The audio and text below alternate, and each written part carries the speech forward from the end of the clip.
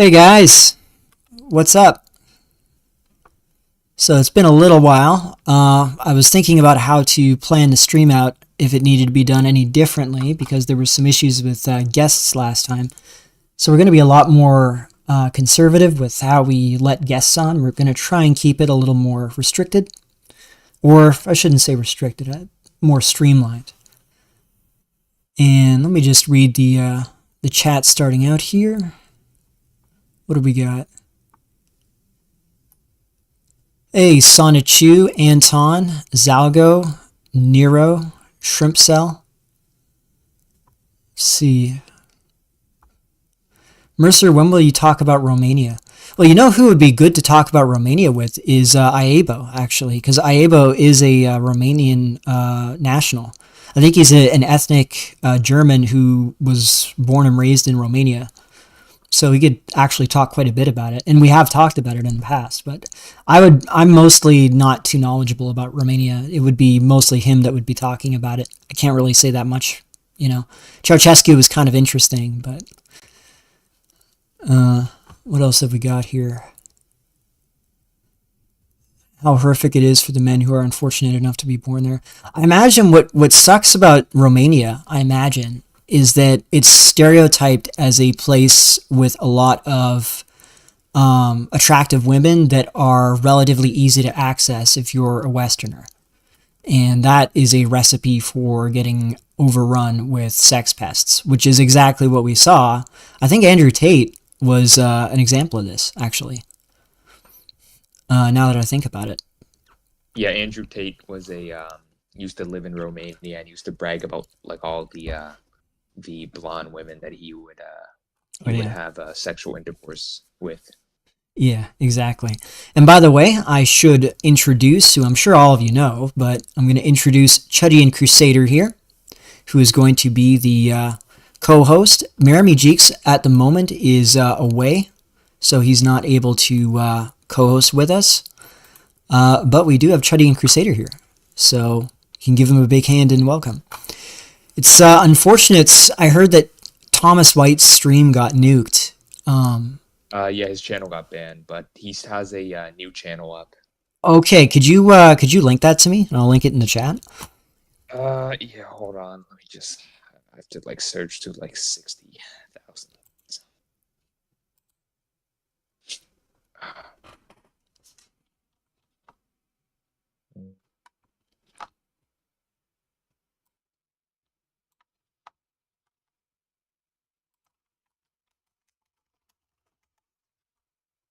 I just DM'd you it. All right, just a second here.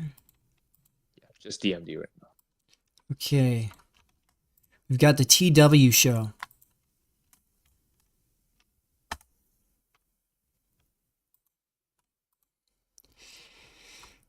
Yeah, I was talking about this with Chudian, and I have a feeling that there was a certain number of people. I couldn't say exactly who or how many, but I imagine that there were a certain number of people that were trying to grief him into like saying things on his channel or whatever that would get him in trouble. And it's just such a shame that we have to deal with this on YouTube.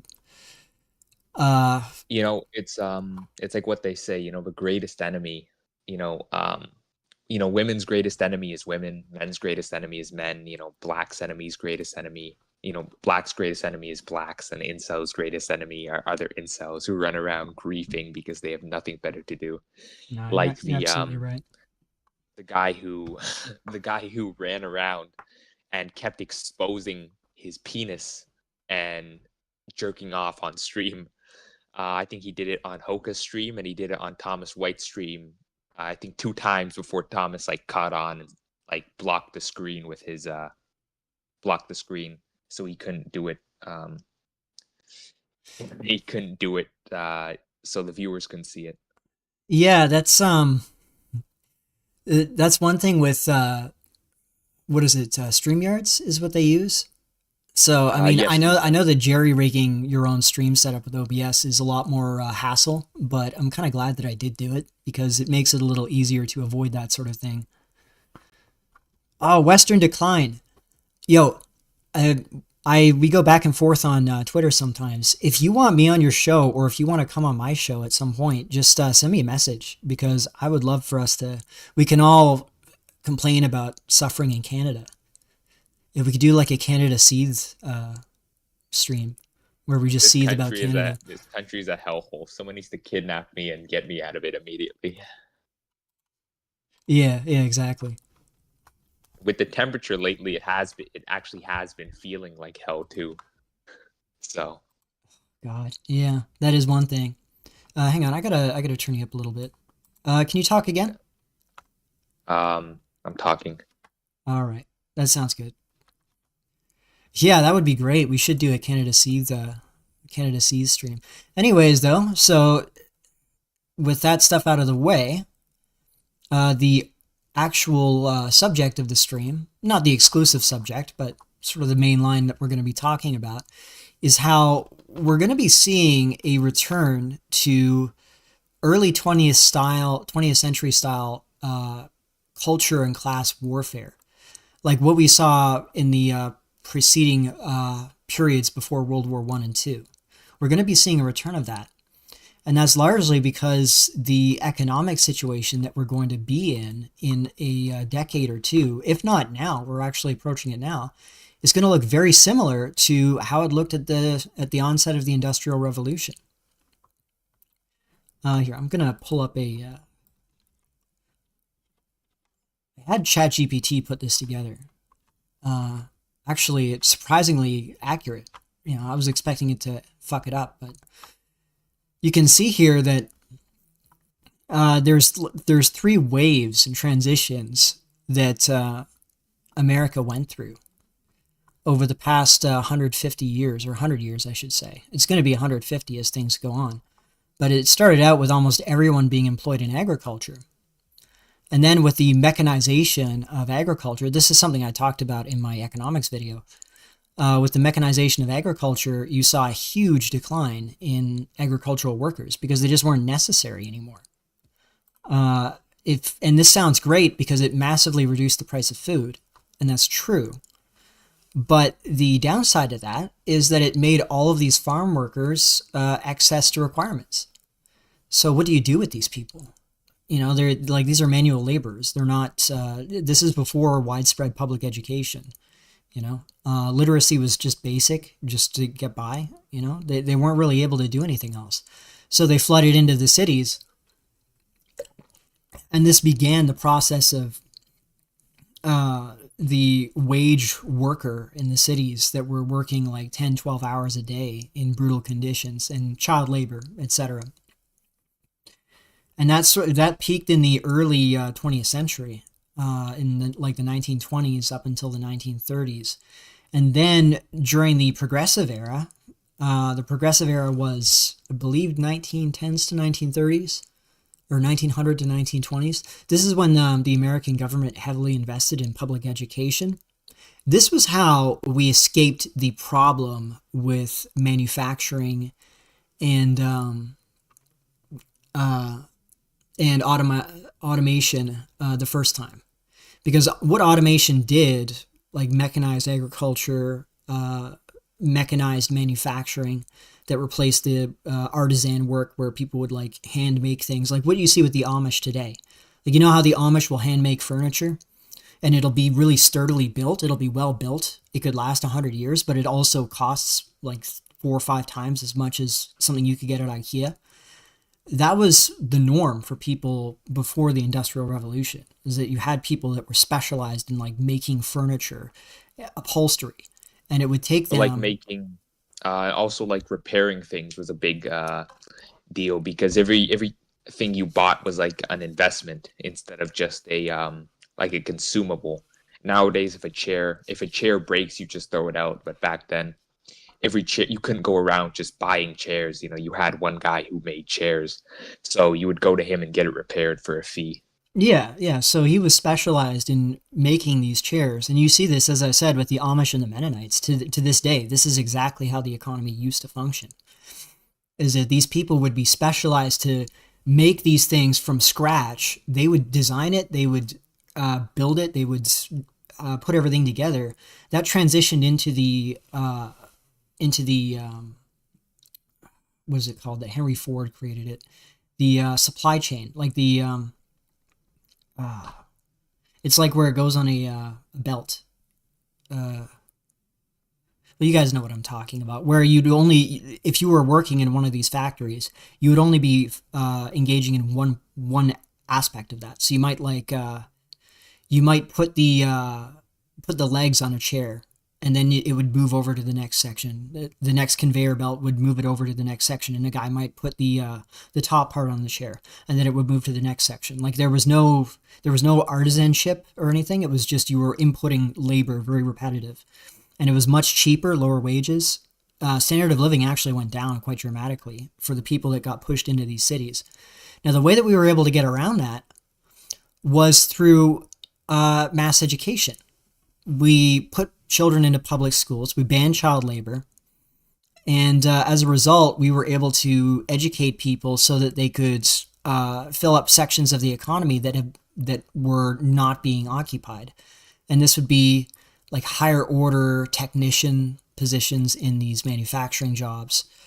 There would be like service sector positions, maintenance and repair, all that sort of stuff. We were able to offset the increase in productivity that made all this labor redundant. We were able to offset that in later generations by just increasing the cognitive specialization, like just increasing the investment that we have in the cognitive abilities of our workforce. And what you see is over the course of the last 100 years is you see an increasing cognitive load being required to maintain yourself in the middle class. As this automation has creeped upwards in the capability. And we're reaching a point now where even the most highly skilled jobs, we're talking doctors, lawyers, etc., software developers, at least the entry level positions, they're going to be replaced by these automated tools, or at least they're going to be made redundant to a large degree. You know, if one guy can do the work of 4 developers, that means that the 3 developers that were previously employed are no longer necessary. And that is going to have a massive effect on massive impact on the middle class. It's going to dissolve the middle class effectively. And with the I just want to add in something with especially software engineers and all that kind of stuff, which is easily done by entry level work, which is done by AI, stuff like lawyers too. I heard that a lot of like these entry level lawyers, you know, the big shots would get them to do, you know, basic paperwork or write up essays or whatever lawyers do, but they would get them to write like introductions or something. But apparently now they don't even need to hire all of the all those entry level lawyers. They can just get AI to do all of it, and the AI not only does it more efficiently, but you don't have to pay it. It doesn't eat, it doesn't sleep. It's available 24/7, and it produces better quality work. It may not, you know, produce the quality work of a bigwig lawyer, but it definitely beats out the entry level guys. So they don't even need to hire. You know, they can just have one big shot lawyer do a job of like 25 people. Yeah, yeah, exactly. And there was a guy that was on the previous stream. I never really got to this other, like, I wanted to talk about this stuff in the previous stream, but I got sidetracked, unfortunately. But one of the guys that was on as a guest, Drawlix, he's a senior developer, and he went to, I'll try and keep it vague in order to not dox him. He went to like a top 20 university in the US. And he's telling me that he's making good money. Like he's making 6 figures, but like 6 figures in the starting with a 2.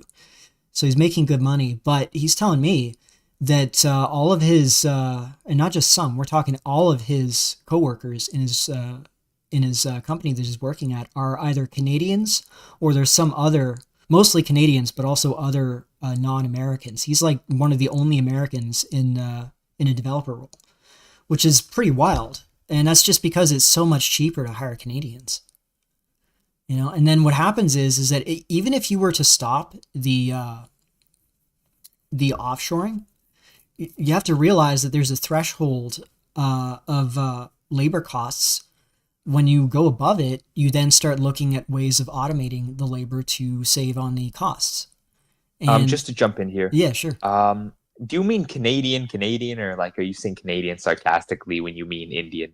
Well, there are Canadians pretty much of all backgrounds that are doing this stuff. So it'll be Indians, it'll be Afghans, it'll be whatever, like it'll be all different races, but they're in Canada. Is it, wait, they're doing the work from Canada? Yeah, they're drawing a Canadian paycheck. Okay. So the conversion rate would make it cheaper to pay them. Okay, I get it. Yeah, they're getting paid like half what he's getting paid, which is still a lot of money in Canada. Yeah. I'm pretty sure our wages for software are like, they're really low. 80? Yeah, they're maybe. like our wages. I remember reading somewhere a senior developer in Canada makes less than a Walmart manager in the United States. Now I know that it varies a lot based on location, but we're talking like if we look at the bigger cities in both the United States and Canada, You make more as a Yeah, Walmart manager in the U.S. than you do as a senior developer in Canada. that's just crazy. And with the what's the conversion rate? Like $1 is like worth $1 Canadian, 38 cents. Uh it's something like that. Yeah, it's Yeah, like so if if you were making if he was paying, so let's say he's making 200K, and they're getting paid half of what he's getting paid. They're making 100 USD, 100K USD. That would translate to almost 140,000 Canadian dollars. yeah, it's wild. I've been watching some of these YouTube channels. Like these, there's this one guy who's a Philippine expat, or he's expatting in the Philippines from the UK, and he's talking about how food is cheap here. Like you can get a kilo of fish for 500 pesos. And then when I do the conversion rate, I see that 500 pesos is like $10 Canadian. And that is cheap compared to what it would be here. But it's not like as cheap as what he seems to think it is. And then you realize like how much poorer we've gotten in Canada just over the past, I would say, 5-10 years.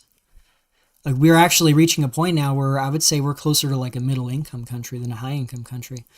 And I remember I was at Costco just yesterday, and yeah, they just a cut of like steak was like beef was like $48 or something, and I just thought it was fucking crazy because I remember when I was growing up it was like $12, like $10, like $15. I was like, what the fuck is going on? yeah, yeah, it's insane. Oh, by the way, I meant to read this off. I got a tip from a guy last stream. I didn't get a chance to, and it's relevant to this, so I'm going to read it off now. It's from A_I. He says, I'm 42, you're Canadian too, right? Feel sold out by Canada, really hit me around 2020 with the coof, didn't take the jab, and then worse each year as the economy collapses, housing prices. Do you feel the same? If so, when did it hit you? Perfect timing. You know, I don't want to turn this into a Canada mope stream, but we could do a little bit on Canada. For me, it was, I remember realizing there was a problem when I was doing a co-op at a hospital for IT, and I was aiming to get the PAX administrator job, which I could go into it, but it's sort of like a mid-level tech job in the hospital.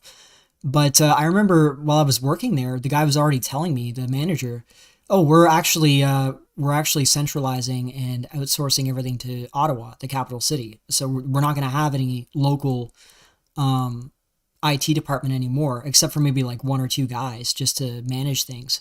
And we're just going to have everything done remotely from a central location."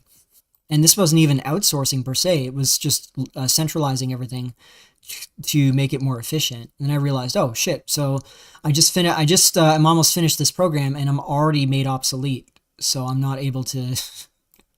And they were just telling me this casually. I'm like, well, shit. Yeah, on the topic of co-ops, I know people in software particularly who have like 90 plus averages. They send out like 100 resumes, and they get zero interviews from co-ops, whereas a guy with worse, like 60 average will know somebody, and he'll get like a guaranteed job offer. So it's just all like fake and gay. This is what we're going back to. We're going back to, and people, okay, people shit on Indians for nepotism, and it's true, but it is a huge problem. But you have to realize nepotism is the default strategy when you are in a poor, highly competitive economy. Nepotism is the strategy you have to follow in order for your family to succeed. You know, I was having this argument with a boomer uh, just a couple days ago that I'm familiar with. And he was getting mad at me because I was criticizing immigration, specifically Indians. And he was like, well, they're just, and I'm sure you've all heard this, they're just doing the jobs that Canadians don't want to do. I'm like, no, it's a lot more complicated than that. They're overwhelming the supply side of the employment bargain. And this is destroying the economy for everybody who's trying to get jobs and keep jobs. These people, it doesn't exist in their universe, though. Like, if you're one of these older white boomers, especially if you've been out of the job market for like 10, 15 plus years, or you're in some senior role that's untouchable by these newcomers, is completely irrelevant to you. Like you have to. I've been trying to track down this Milton Friedman quote because Milton Friedman was this neoliberal free market, and yes, he is one of them, by the way, in case anyone's curious. But Milton Friedman was this free market guy in the 80s and 90s who was promoting neoliberalism, free trade. And one of the things he said, and he was also criticizing government intervention, and one of the things he said that always stuck with me was people will always tend to gravitate towards worldviews and ideas that benefit them personally, even if they don't consciously realize that's what they're doing. And he's right about that. He was 100% right about it, because you see this with boomers and other people. They will consciously or unconsciously adopt these worldviews that benefit them personally. And we do the same. And we shouldn't be afraid to even admit that. Because I'm like, listen, I'm going to adopt a worldview that, yeah, this is my situation right now. I'm opposed to immigration, and I will adopt anti-immigration ideologies because this is directly impacting me economically. Because I'm like a non-elite dude who has to compete with these hordes of people that are flooding across the border. So absolutely, I'm going to adopt whatever anti-immigration worldview is being offered to me. I just want to respond to Nero in the chat. He's saying, explain why so many young whites want immigration by browns and blacks to the West. I don't think any young white men in particular want more immigration, except for some random like fags. I don't know anyone. None of my friends want any more immigrants. Even most men in general don't want any more immigrants. It's only the women and the boomers who want to keep up, want to keep the GDP line going up. Yeah, I think the boomers are more focused on the GDP. The women, I think, are more focused on the ideology. And again, it's one of those things that doesn't impact them personally. So other than, for example, being harassed by migrants that are coming in, like they don't have to compete for the same jobs. And I mean, women, economic value doesn't really matter for women anyways. Like I know in the BP, we talk about how money is more or less a cope, like you'd be beta bucksing, and that is true. But it's also true that if you want to even be able to date women and have relationships with women, you need to have some kind of baseline income to do something with them with. You have to be able to offer something, even if you pass the looks threshold. Unless you're like a Brad Pitt lookalike, but let's be honest, there's only like one of those in like a million. Exactly. For the average guy, and even a Brad Pitt lookalike, women typically are not going to attach themselves to guys that are not at least self-sufficient. And we're reaching a point now where it's actually becoming quite difficult to be self-sufficient. And the thing is, the nothing ever happens theorem, which I do agree with, and I referenced it in my recent video. The nothing ever happens theorem is correct when you're dealing with a situation that's getting worse, but it's still tolerable. When you get to a position where guys are not even able to provide for their basic life needs, like you're starting to reach a point of desperation, which is exactly where people were getting pushed towards during the 19th century and early 20th century, you start to see a rise of these ideologies and worldviews that are really radical, because people at that point then, nothing ever happens becomes a death sentence. Like when you're faced with an existential threat to your survival, that changes the calculus quite a bit.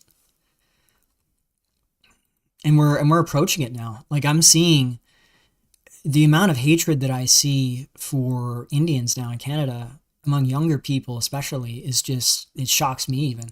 Like it's even, normies are now Fed posting to the extent that even I would be kind of like I feel bad, as I said before from previous streams, I feel bad for the guys that were over here in the 80s, let's say, and they're second generation now, like their kids, and they had nothing to do with this recent wave that just overwhelmed everything, but they're getting thrown in with the rest of them, unfortunately for them. Yeah, they just get lumped in.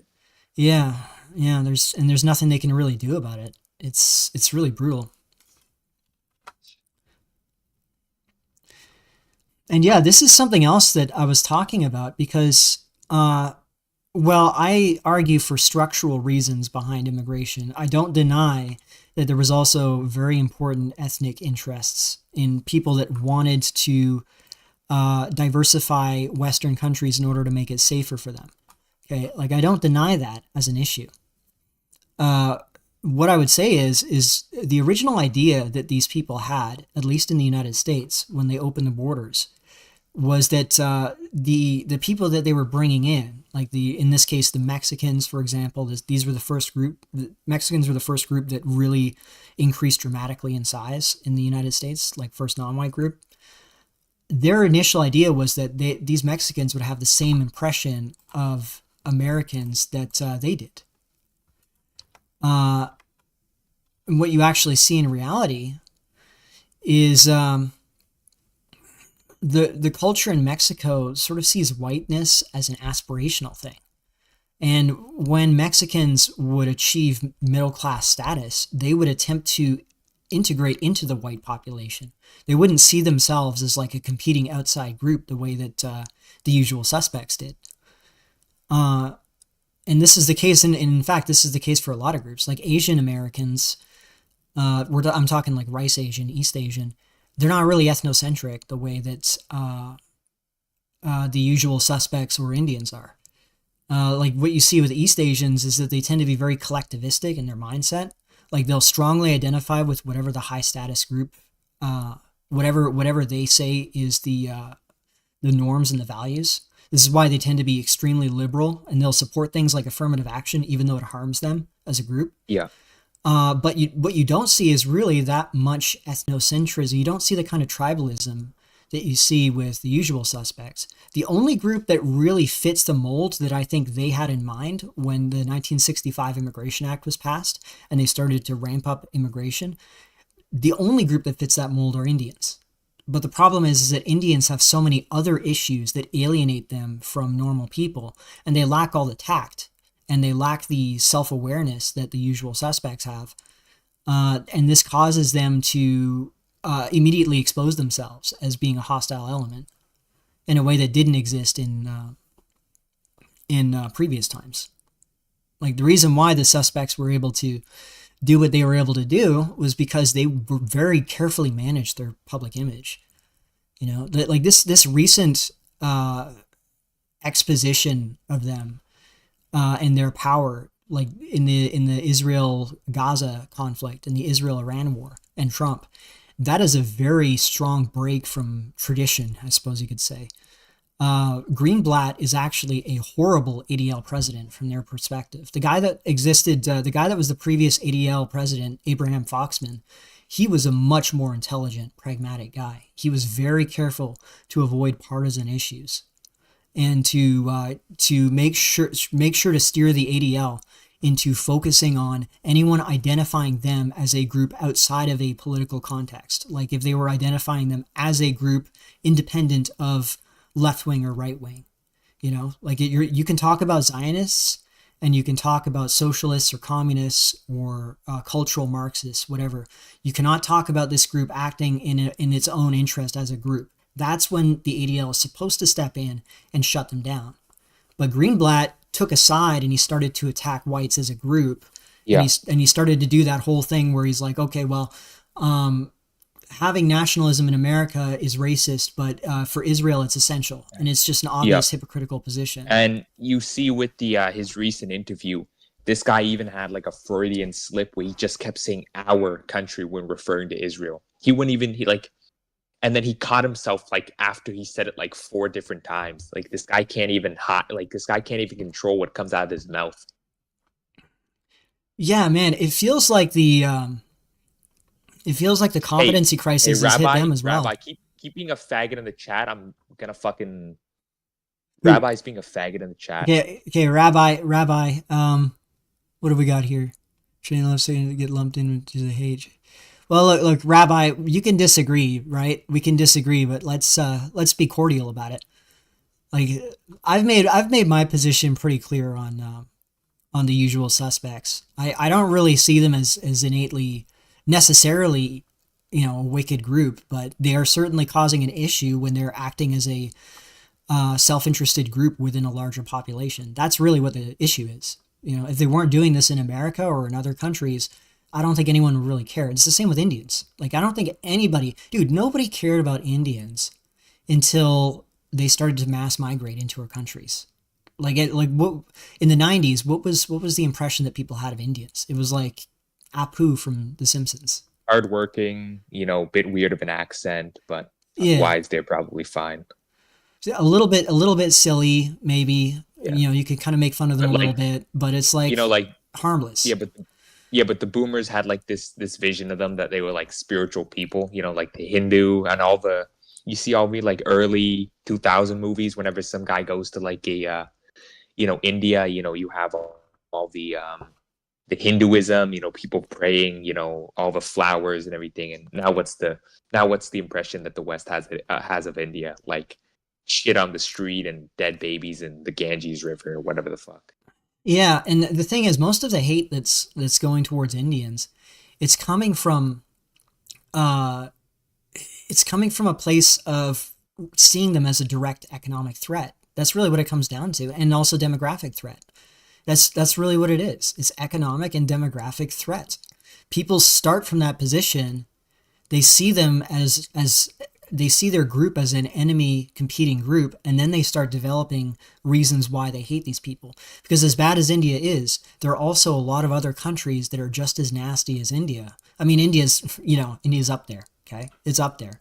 But there are also a lot of other countries that are like that too. We don't talk about them because their people are not migrating into our countries in enormous waves, and also overrunning every sector of our economy. Like I'm talking their top 1% people. India has a population of 1.4 billion people. Top 1% of 1.4 billion people is what, like 14 million? That's a lot of people, you know? Yeah. They're readily able to compete with our guys in white collar positions, you know? This is an economic threat. This is what we need to address it as. And if you think about it too, all the, especially before, I noticed this a lot. A lot of the students, like the top achieving students, even beating out like Asians in my school, were Indians, because I brought up this point actually like years ago.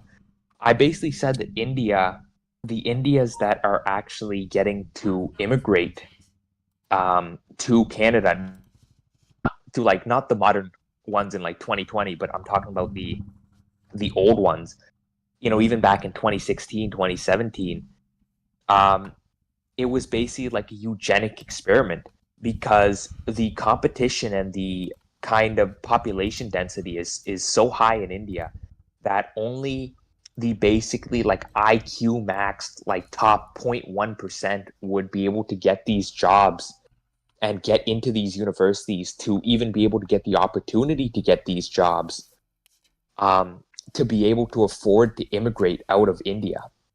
Like emigrate out of India. So it was basically like a eugenics experiment for like IQ, but even that wasn't good, and they shouldn't have been allowed to come here. But now it's the top 1%. It isn't even like,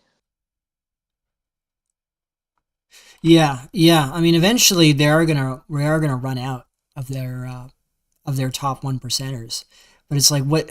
See, this is the mutually destructive relationship that the business class has created between our countries, because India ends up being okay. So India sucks. Okay, it's a shithole, right? We can all agree with that. It's unfortunate, but that's just how it is. Now, India is a shithole, and therefore everybody who is able to get out of India wants to get out. Okay, this creates enormous pressure for the educated classes who could improve the country to leave. Okay, and then our business class wants to open the borders to bring these people in to compete with American, Canadian, whatever workers, so that the employee side of the bargain is subject to brutal market forces, whereas the employers are not. That's why they want them in there. And this results in India staying shitty, and and there being a continuous pressure to leave the country. And then more of our guys, more of our business class brings them in, and it just becomes a cycle. And things never get better over there. Things actually get worse because they experience this massive brain drain. Yep. And then in our case, we're driven out of the elite positions in our own countries by these people that despise us, that resent us intensely. Okay, this rabbi needs to stop being a faggot in the chat. If you have a mod or something in the chat, All right, Rabbi, I'm gonna have to, like, I don't mind you talking, but you got to be a little better behaved, right? just time him out for like 10 minutes or something. Yeah, Not too long. yeah. Look, I try not to be, because I used to have to deal with tyrannical mods in games and stuff. I don't want to be like a tyrannical mod, but let's just avoid having attacks and fights in the chat, just so that we can keep it constructive. Remember, we're on YouTube. You have to be careful what you say. Unfortunately, it's just the reality. Rabbi's the one bragging about recording these streams and like talking about how he's gonna get people banned and stuff. Well, you see, that's the upside of streams, is that if you make it long enough, nobody bothers to look into it. They just use an AI, and if you're just careful on what you say and how you phrase things, you can usually be all right. But yeah, it's unfortunate, but I wish that people could just have rational conversations about these things, and we wouldn't have to deal with seething and then back and forth attacks like that. And like, yo, if the ADL or if Mossad are watching this, I could give them advice on how to get out of their situation in a way that benefits everyone, because the current situation that they're in is going to lead to disaster for their country and a disaster for the rest of us. Pay Mercer, he'll be your next. He'll be Bronze Age pervert 2.0. Oh yeah, great. That's just what we need. Yeah, Bronze Age pervert 2.0. I would love to get into a debate with that guy. The next video that I'm going to be doing is going to be on Fuentes, I think. I'm going to have, because, okay, I'll give you guys a preview of it. So there is a lot of backing behind people like Tucker Carlson. There's a lot of backing behind the Bronze Age pervert crowd, the Baptist sphere, but they don't have any real political energy. And by that, what I mean is, a guy like Tucker, because of how huge his fan base is, he's something like, what, 4 or 5 times the fan base of Nick Fuentes in terms of volume. So he's a mainstream figure. He's very well respected, right? But what's the difference here? The difference is that, unlike Tucker Carlson, Nick Fuentes, his followers, he has political energy with his followers. Why does he have political energy with his followers? Well, he identifies as an inky. Now, it doesn't matter whether he actually is one or not. Like, I'm pretty sure we can all agree, if he wanted to get a chick, he could do it, like, in a heartbeat. You know, he's a millionaire. He has, even though he has status in an ostracized area, you know, the alt-right, he still has a ton of status, right? He could get a woman. He's not too bad looking either. Like, he's a little bit short, but I don't think. Yeah, he's short. That's his main issue. Now, I would say he would still probably have some issues. Like, he wouldn't be inky tier, but he would still have some issues, I think, if he was just a random guy. Like, I don't think he would be like a normie, I think, in terms of ability. I think he'd probably be like LTN. Yeah, something along those lines. But I think if he was taller, he'd probably be like a HTN. Yeah. But even with his status, like, I've seen some pretty like hot women like hit on him like online on Twitter. Yes. Status can do things that looks it can get past the looks pill. And this is something that you don't hear enough in the black pilosphere. Oh shit, I hope that doesn't get censored. The BPosphere. Something that you don't hear enough of, because everybody focuses on looks, which is important, but there are other elements. Status is a huge one. You know, that's because a big factor for women is that they see men as an attachment for their own status. So, like, a woman will judge her status, her personal status relative to other women, based on the kind of man she's attached to. And if she's attached to a well-known, famous guy, well, that's a huge status boost. So they're instinctively attracted to that sort of thing. And now that's why also women have like pre-selection bias and stuff like that. Yes. Yeah, and it doesn't mean that it can overcome looks. Like, for example, Kash Patel. I guarantee you the chick that's attached to him, she's an Yeah, she's a asset. Fed. Yeah, she's an Yeah. asset of some sort. Like, I'm Or sorry, with the guy's just, there's no way. he looks like a bug-eyed like serial killer. Yeah, there's no way. So But there's some BS there. yeah, just something to add with um just a little I saw with Jeff Bezos and what's his name? Leonardo DiCaprio. There was like this old like BP clip of him, Jeff Bezos's wife, like staring at like Leonardo DiCaprio, and Jeff Bezos was just getting like mogged. And it just showed like once you're past like a certain point of status and money, then it really, like if you're on like level playing fields or you're close enough, then looks basically becomes like the number one thing. Exactly.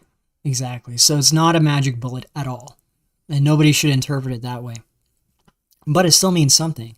And there are people that speculate that he's LGBTQ. I don't even know if we're allowed to say gay on YouTube. I think saying gay is okay, right? I've already said the FH. Yeah, okay, yeah, fair enough. People say he's gay. I honestly don't think he is. I think what happened is, what's that? I think he's a little bit. I think he's like. I think he's zesty, but like a lot of Zoomer men are like naturally zesty. Like I've seen some pretty like sus stuff like my friends have done. I don't think any of them are actually homosexual. Yeah, exactly. I'm suspicious of that as well, but I don't think he's one. I think he started out as a typical guy who was just kind of alienated from women, because that's just normal now. It's normal to be alienated from women as a young guy, like as a Zoomer. And then what happened is that he became famous, and now he has access to these women. But I think what he realized is at some point, because here's the thing about Nick. Nick is not a strategic thinker. He's not he doesn't have like a grand strategy in mind, but he's a very good tactical thinker, and he has very good intuition. And I think he intuited that his followers, he's developed this rabid loyalty that he has from guys who see themselves in him and identify with him. And a core element of that is because he is not had women around him. Gets no huzz. Yeah. Yeah, he doesn't have women around him. And he's like violently, he's like, and it was just like how a couple months ago, all the people online got at him for being like a woman hater. Like, I think he made a comment. I saw a clip on Instagram with like 70K likes. Like, he's clearly getting out there, 70,000 likes on Instagram. And he was basically talking about how, like how the final bastion, like you can talk about the Jays, you can talk about the blacks, the race, you can be racist, you can be anti-Semitic, you can be, Islamophobic, you can be anything.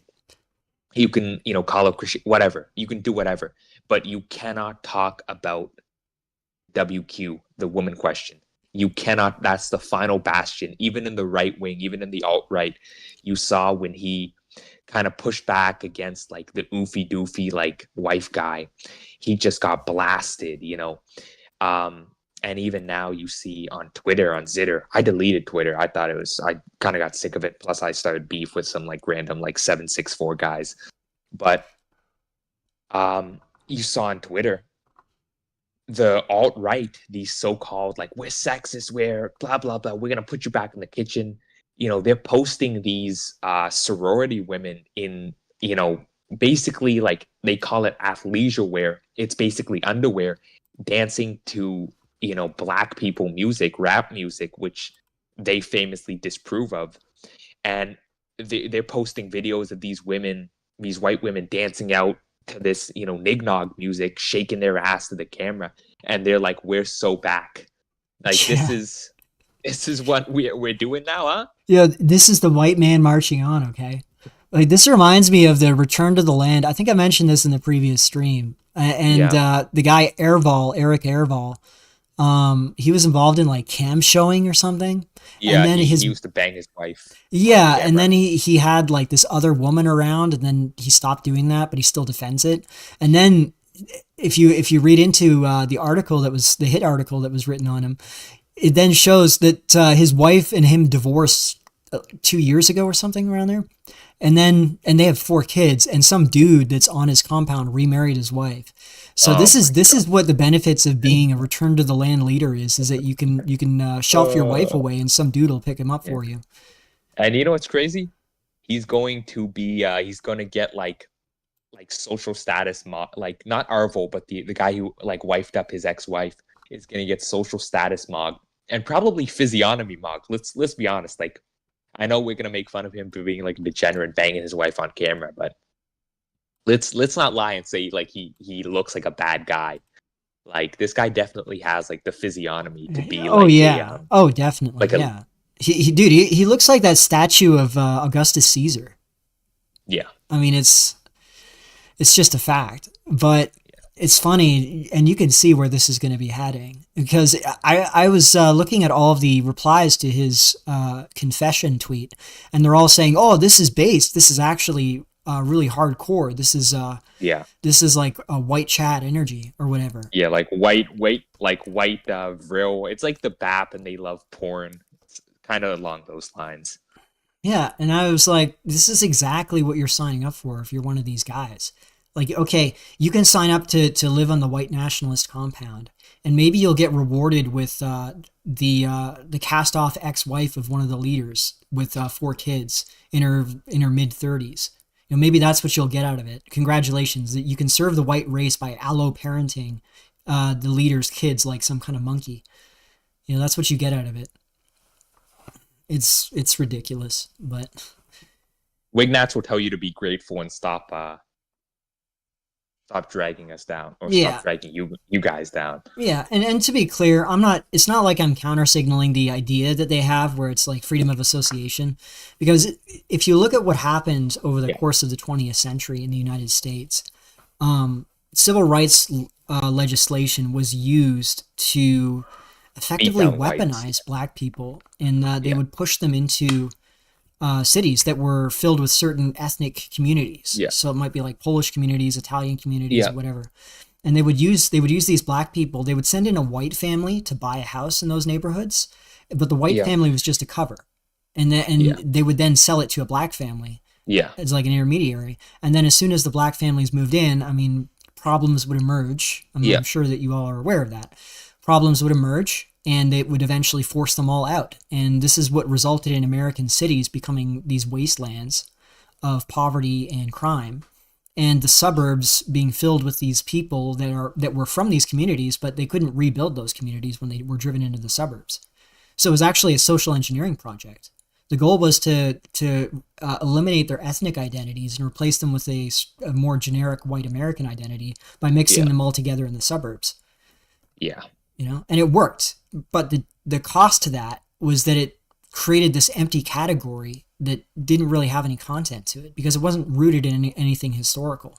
You know, like actual historical Americans are Anglo Protestants, like or like Germans and Dutch Protestants. Those kind of that's what a real American is if we're being completely honest. You know, like Ellis Islanders are just not really. They're not Americans. You know, they're not Americans in the sense that the Mayflower Americans are, or like the Yeah. Southerners that fought in the Civil War. You know, it's a And different that's identity. that's kind of one big thing I have. I kind of have like I kind of question with a lot of these like zitter like Wignats is they're always talking like I'm an American, I'm American. I saw with what's his name? There's a guy going around, he's doing like street interviews. Um what's his name? I can't remember his name, but do you know him, Mercer? He goes around like doing these street Yeah, interviews. He's like Eric, talking. isn't his name Eric something? He's like a Lithuanian guy. Yeah, yeah, exactly. Like he's like Lithuanian. And Yeah, he's like in group chats and he's like, Nick's not a real American because he's what's it like 18% like he's like a quarter Mexican. Not that Mexican is even a race, but yeah, he's like a quarter Mexican, but half of Nick's family is from Ellis Island. like from his mother's side. Yeah, Meanwhile, this guy Italian. I is think like a he has like second, like Italian, yeah, Irish, and Mexican. yeah. He's This really an guy, Ellis Island. He's an Ellis Island medley. yeah, Hermes, yeah, Hermes, that's it. Hermes. yeah. Meanwhile, this guy's like a Lithuanian, like second gen immigrant, like, and he's talking crazy. Like a lot of these people are just like they'd be better off just making they'd make a better argument if they just said like, we only want like Nordics here.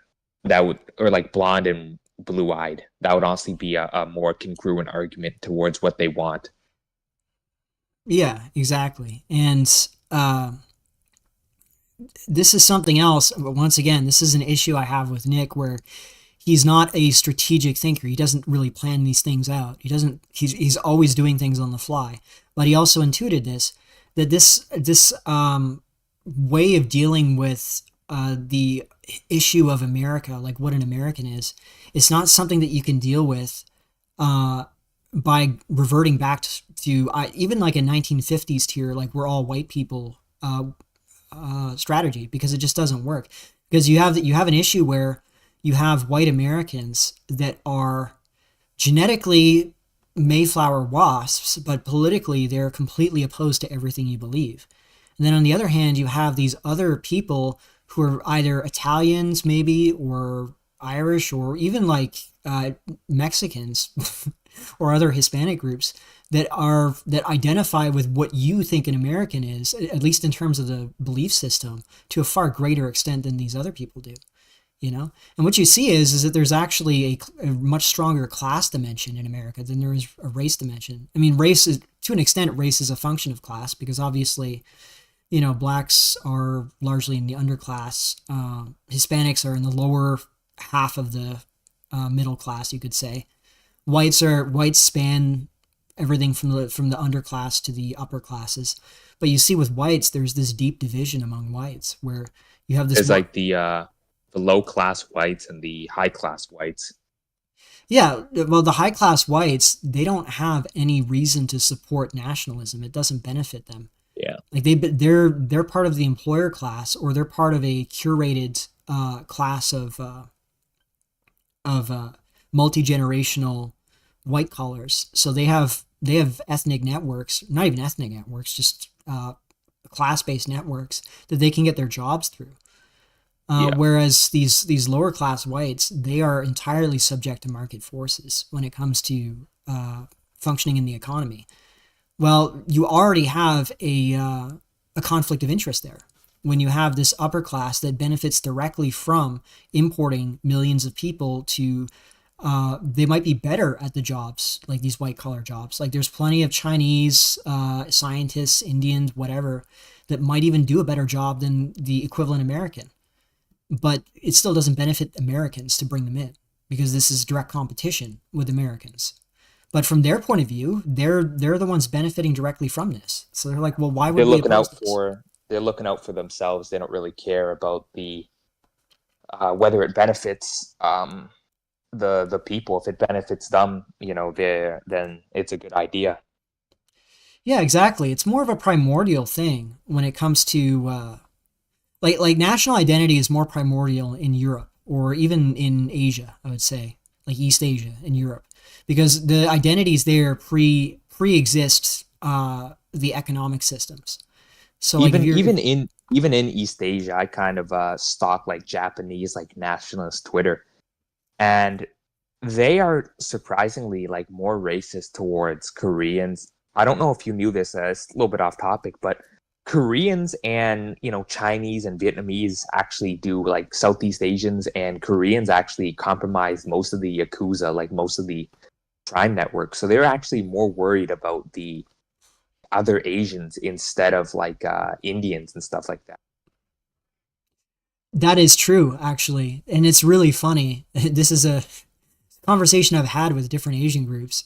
I remember there was this meme I saw where it was Asians according to other Asians, and you'll see like according to Japanese, they'll show like the stereotypical slit-eyed yellow Asian for Chinese and Koreans, but then an anime face for Japanese, and for Koreans it's the same, but the anime face is Koreans. It's really actually it's with in Canada, I've actually experienced, like, I'm not going to complain about like racism here, but I've actually experienced like discrimination, because like I remember when I was younger, I would always try and like they used to be like in when I was younger in like middle school and elementary school, I would always try to kind of like engage with I would kind of engage with anyone, but there used to be this big group of Chinese and like Chinese kids, and they would like routinely, like, they would never let me play with them.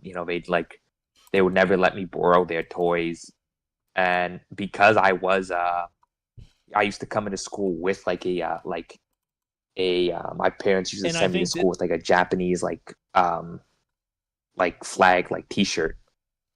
So they wouldn't. I assume they had been told by their parents of the evil Japanese and the horrors of World War II, which I deny, by the way. That's fake, literally communist propaganda. But yeah. I mean, the whole thing is. I mean, it's nice to see that Europeans aren't the only ones that are screwed up by this thing. Because I mean, if you just look at Europe and all the infighting in Europe, you would assume that these people are just suicidal, and that everyone else is just going to overrun them because they're more rational. Yeah, but then when you look at everyone else, they function the exact same way. That's another thing I have with I have a problem with a lot of like wignats on Twitter, is that they'll post these charts and they'll be like whites are the only ones who are like whites are the only ones who are like infighting. Whites are like the only ones who are like like meritocratic. It's like, no, actually everyone infights. Indians infight a lot. Indians routinely practice discrimination against like lower caste people. Asians, I know, infight a lot. It's like everyone does it. Even blacks infight with Africans. Like American blacks will infight with Africans. I saw a street fight video yesterday of an African black getting the dog shit slapped out of him by like an American black guy. So. Oh yeah. Yeah, exactly. And by the way, I'm gonna post this video here. Hold on just a second. Let me just make sure that this works. And I think this is what's happened with a lot of different voices on all types of the political spectrum. So this is what I was talking about, actually. It's funny because Asmongold had the same idea I did. I'm just gonna see. And I think this is what's happened with a lot of different voices on all types of the political spectrum, is that you have somebody that wants to ask questions about like obvious inconsistencies or problems, right? It's things like, for example, how is it America first if we're doing things that are in Israel's best interest? That is a legitimate, real question. It's not an anti-Semitic question. It's not an illegal question. It's not hate speech. It's genuine, honest, reasonable, and fair. Like Israel and stuff. He kind of shares a similar fan base of these guys who relate to him, because he kind of dresses like a slob, and he doesn't like have women and stuff like that. And I think this is what's happened with a lot of. Yeah, exactly. I don't know if that's intentional or not, Brian, but it works. I'm just trying to see if I can get this to.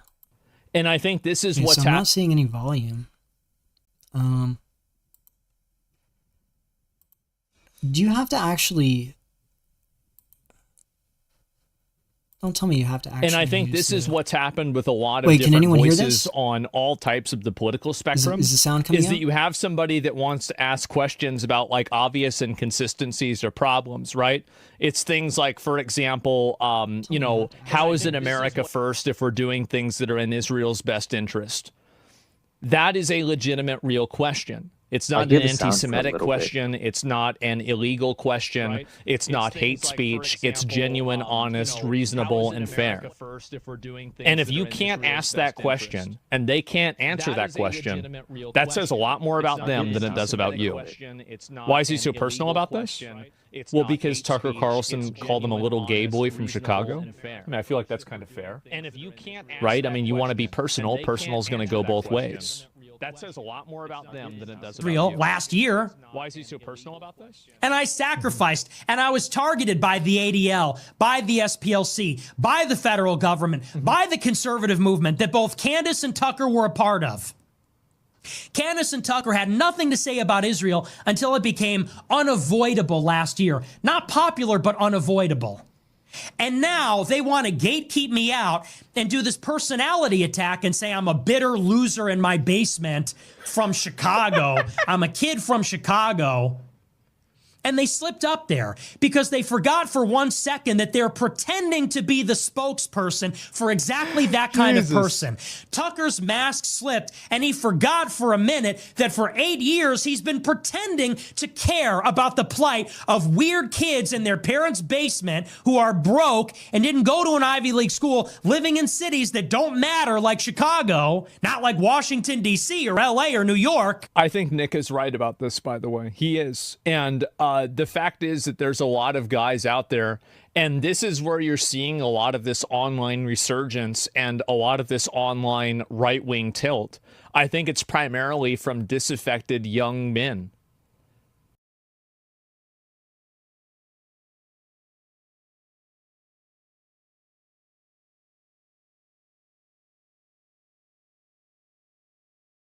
All right.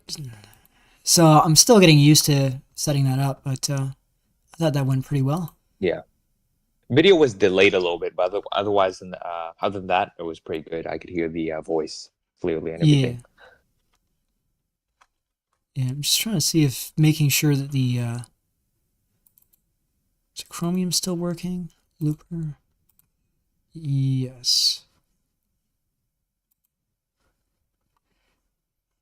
Yeah, Tucker Carlson, I've said this before, when it comes to what their policy is in Europe, their goal was to keep Russia and Europe separate. Because unlike the situation in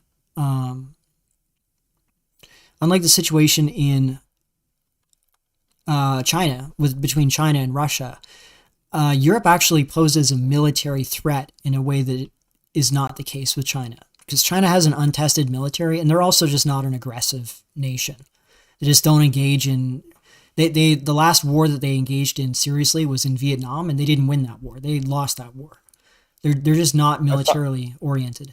Whereas the Europeans are. Americans have fought. They fought 2 world wars against European powers, and if Europe was even united in a very decentralized way, and they were able to compete industrially because they had access to Russian energy, they could pose a direct threat to America's monopoly on power and influence. And, and China has a lot of manufacturing, stuff like that. So if they were allies with Russia, they would kind of by default be allies with China. Wouldn't you agree? Yeah, exactly. And if they were to engage in a war, like manufacturing is a very, very important thing. And, America in recent years has kind of gone down with the ability to manufacture stuff. Obviously, they still have like a significant ability, but I would wager that, China has a lot more kind of infrastructure to quickly set up manufacturing for weapons and stuff such as that. Yeah. The only issue is they can only use their economic leverage. They're just not militarily invested, and I don't think they want to be. So that's what you're going to see as the big issue for them. And Russia, while Russia is able to engage in military adventurism, they're still just not able to. They're not able to impose themselves, project themselves the same way America can. Just because they lack the economy of scale, they lack the power projection. They're bogged down in Ukraine at this point. And it's funny because if Putin continues down this road of third world universalism, where they're uniting the third world against what he sees as like the Anglo-American West, including Europe, the result is going to be that the Russians are going to be on their own as the only Europeans in a sea of people with completely different interests to them. They may not share their interests and aren't necessarily going to support them. What happens when Russia is no longer able to, let's say that they succeed, Europe is destroyed, America is destroyed, now it's China is the hegemon, and Russia is like an appendage of China. Well, how do you stop the Chinese billionaires from just going into Russia and taking all the women they want? You know, you have no way of stopping them because Russia's completely dependent on China economically. You know? You said that I kind of have to disagree with you on the take that the U.S. won the Vietnam War. Like, even though the casualties were obviously sided to the U.S., they didn't really achieve any of their goals. Oh, I didn't say the U.S. won the war. I said that China lost the war.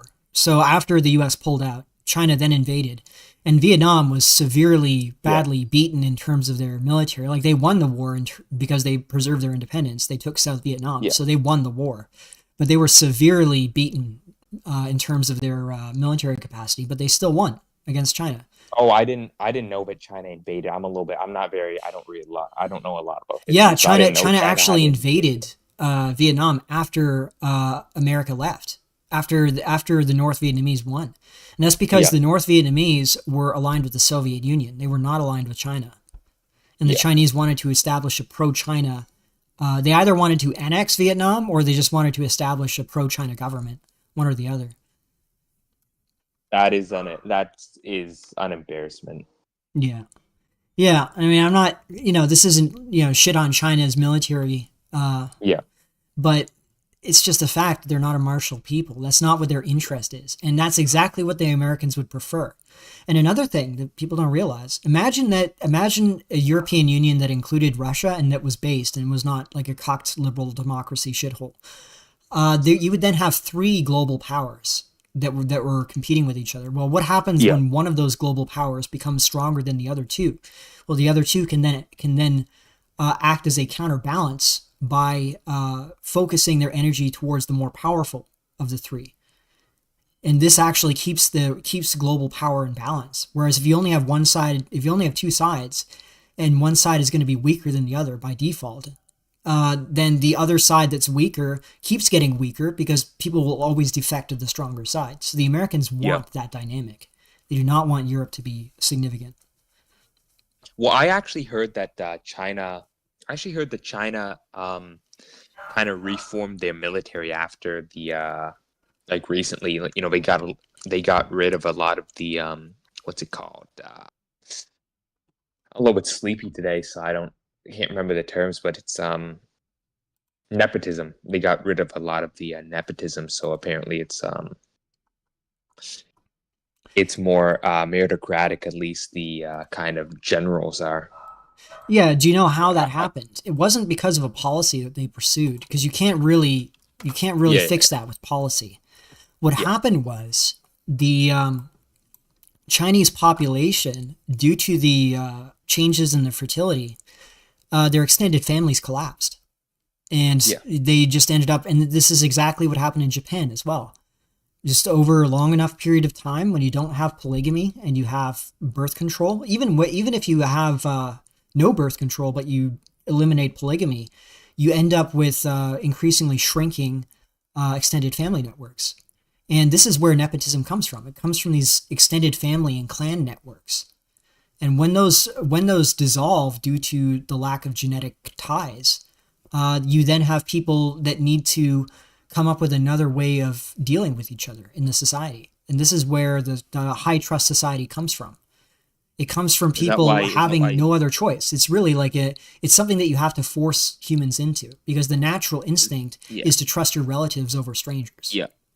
Is that why kind of Europe kind of caught up so quickly due to the prevalence of monogamy, or do you think that's a relevant? That is actually the thesis. I have this video script that I've been working on where I wanted to talk about how this happened in Europe and how it led to Europe becoming so successful, because you can't explain Europe through IQ. Because if you look at East Asia, we have whole genome-wide association studies that show that the IQ advantage in Asians has existed since the Upper Paleolithic, basically. Well, maybe not the Mesolithic, since the Mesolithic. And if anything, European IQ has actually increased faster than East Asian IQ. The gap was larger in the past than it is now. So you can't explain what was going on, the difference in terms of outcomes due to IQ. You have to come up with some other explanation that's a little more complicated than that. And this is something. I think you can. you can kind of don't Europeans have like a greater IQ distribution though, and like more creativity? Well, creativity is something you can't really quantify, and it is true, but I would argue that it's not like there's not a creativity gene that you can point to and say, well, that's causing creativity. What you can say is that there's probably genetic predispositions to individuality, where people that have a natural sense of being more individualistic, there's probably a genetic basis to that. But there's also a cultural basis that reinforces that. Because if you're an individualistic person and you live in a country like Japan or like China, where that's very frowned upon, you're seen as dysfunctional. Strange. If you're well, that kind of population that is individualistic, they're going to be selected against in that culture. It's going to reinforce the more naturally collectivistic genetic tendencies. Whereas you'd see the reverse in Europe, or at a minimum, you would see no positive selection for collectivism. If now I would argue that Europe, the reason why European IQ caught up so fast is it wasn't because we were naturally selecting intelligence due to creativity or whatever, or expression. I would say it's due to war. It's because Europe was perpetually at war with itself for its entire existence, and it constantly drove the more intelligent groups that could be more tactically successful in war. And well, more you innovative. see with China was actually in a very long peaceful period when the Europeans were kind of catching up. The Chinese hadn't had a civil war until Mao Zedong, right? But before that, China had actually been in a very long peaceful period. Yeah, exactly. It's quite remarkable, actually. China is, and this is what I've said, is that I think East Asians, there's a genetic tendency towards conservatism. And I mean conservatism in the pure sense. Like not just in the way we think of political conservatism, but like having an ideal of the past and rigidly conforming to those past ideals. That's really what conservatism is in its essence. And I think East Asians are much stronger oriented towards that than Europeans. Europeans tend to be the opposite. Like Europeans tend to not value it at all. Yeah. With Asians have like a very, even China. China still has statues of these like military traitors, right? They have stone statues of these military traitors, and every year, like thousands and thousands of Chinese people like slap the shit out of these stone statues, and they've had to replace them like 2 or 3 times. They've been around for like 100 years or something, but people like slap these statues and like spit on them and like take pictures like standing on them, and they've had to replace these statues. Like, what type of thing in the West could you point to like that, where people hold a grudge I can for think so of one. long? Did you see that picture of what's his name? He's one of the intellectual dark web guys. He's a Jewish guy, and he put his finger up to the Arch of Titus, and he was posting like, "This is for 2,000 years of history." There's a group in the West I could think of that are like that. I don't really consider that a group of I don't really consider like the Star people really like a group of the West. Like they're more like a leech on the side of it. I mean more like European. Like, actually, to bring that point to, Rabbi Judas was saying people from Islamic nations are less creative because Islam forbids music and art. There's something to that. And I would also say I would use the usual suspects as an example of a group that is able to be very productive when they're in a European environment, but when they're within their own environment, the natural tendencies of Middle Eastern culture start to emerge, and it starts to heavily stifle their ability to be productive, independent thinkers. This, I don't think it's a coincidence that, and it's funny because they claim, what's his name, Spinoza. Spinoza is seen as the beginning of the Jewish Enlightenment, called the Haskalah. Yep. They idealize him, but if you actually look at the records, he was completely reviled at the time. Yeah, he was expelled from their community for questioning the rabbis and questioning religious dogma. I'm just gonna say something too. I had the theory. This is probably wrong. You're much more. You know a lot more stuff about kind of history than me, and you're kind of more intelligent. But I always had the theory that Islam in itself is kind of dysgenic because it kind of encourages inter-family marriage. And over the years, you end up with a lot of, with a very inbred population leading to like lower IQ. And you see with Pakistan, like 50, they make up like a tiny percentage, but a tiny percentage of the population, but a massive percentage of birth defects. Yeah, you're 100% right. And don't sell yourself short because you're still really young compared to me. I've had over a decade, I think a decade and a half on you now, pretty much, or close to a decade and a half of life. So you'd be surprised what you can learn in that time, just through osmosis. But anyways, as far as the Muslims are concerned, yeah, that is a huge problem. And people don't realize that it's not so much that you'll have an increase in birth defects or like mental retardation, like Down syndrome or whatever. It's not so much that. If you look at the research on this, it's weakly deleterious recessive genes is what they call it. And what they mean by that is it's not genes that will, if you accumulate them and you accumulate 2 copies of these bad genes, it's not that they'll make you mentally retarded, like they'll hit your IQ by 15 points or something, because that sort of condition would then become immediately obvious, and it would harm your ability to reproduce later on because you would be seen as mentally defective. What you do see though is you see a gradual accumulation over time of these genes that might knock your IQ down 1 or 2 points. Yeah, and then that's more like what I mean. I mean, like it's the same thing with I think one guy, I made this argument in a past video, or I made this argument somewhere. I maybe even off stream, but I made the argument that like women are actually more dysgenic than men, in the fact that like they're allowed to kind of like build up these bad genes, and then they're kind of, they pass them on because the bad genes don't affect them. That's why, like, I call a lot of these women like incel factories.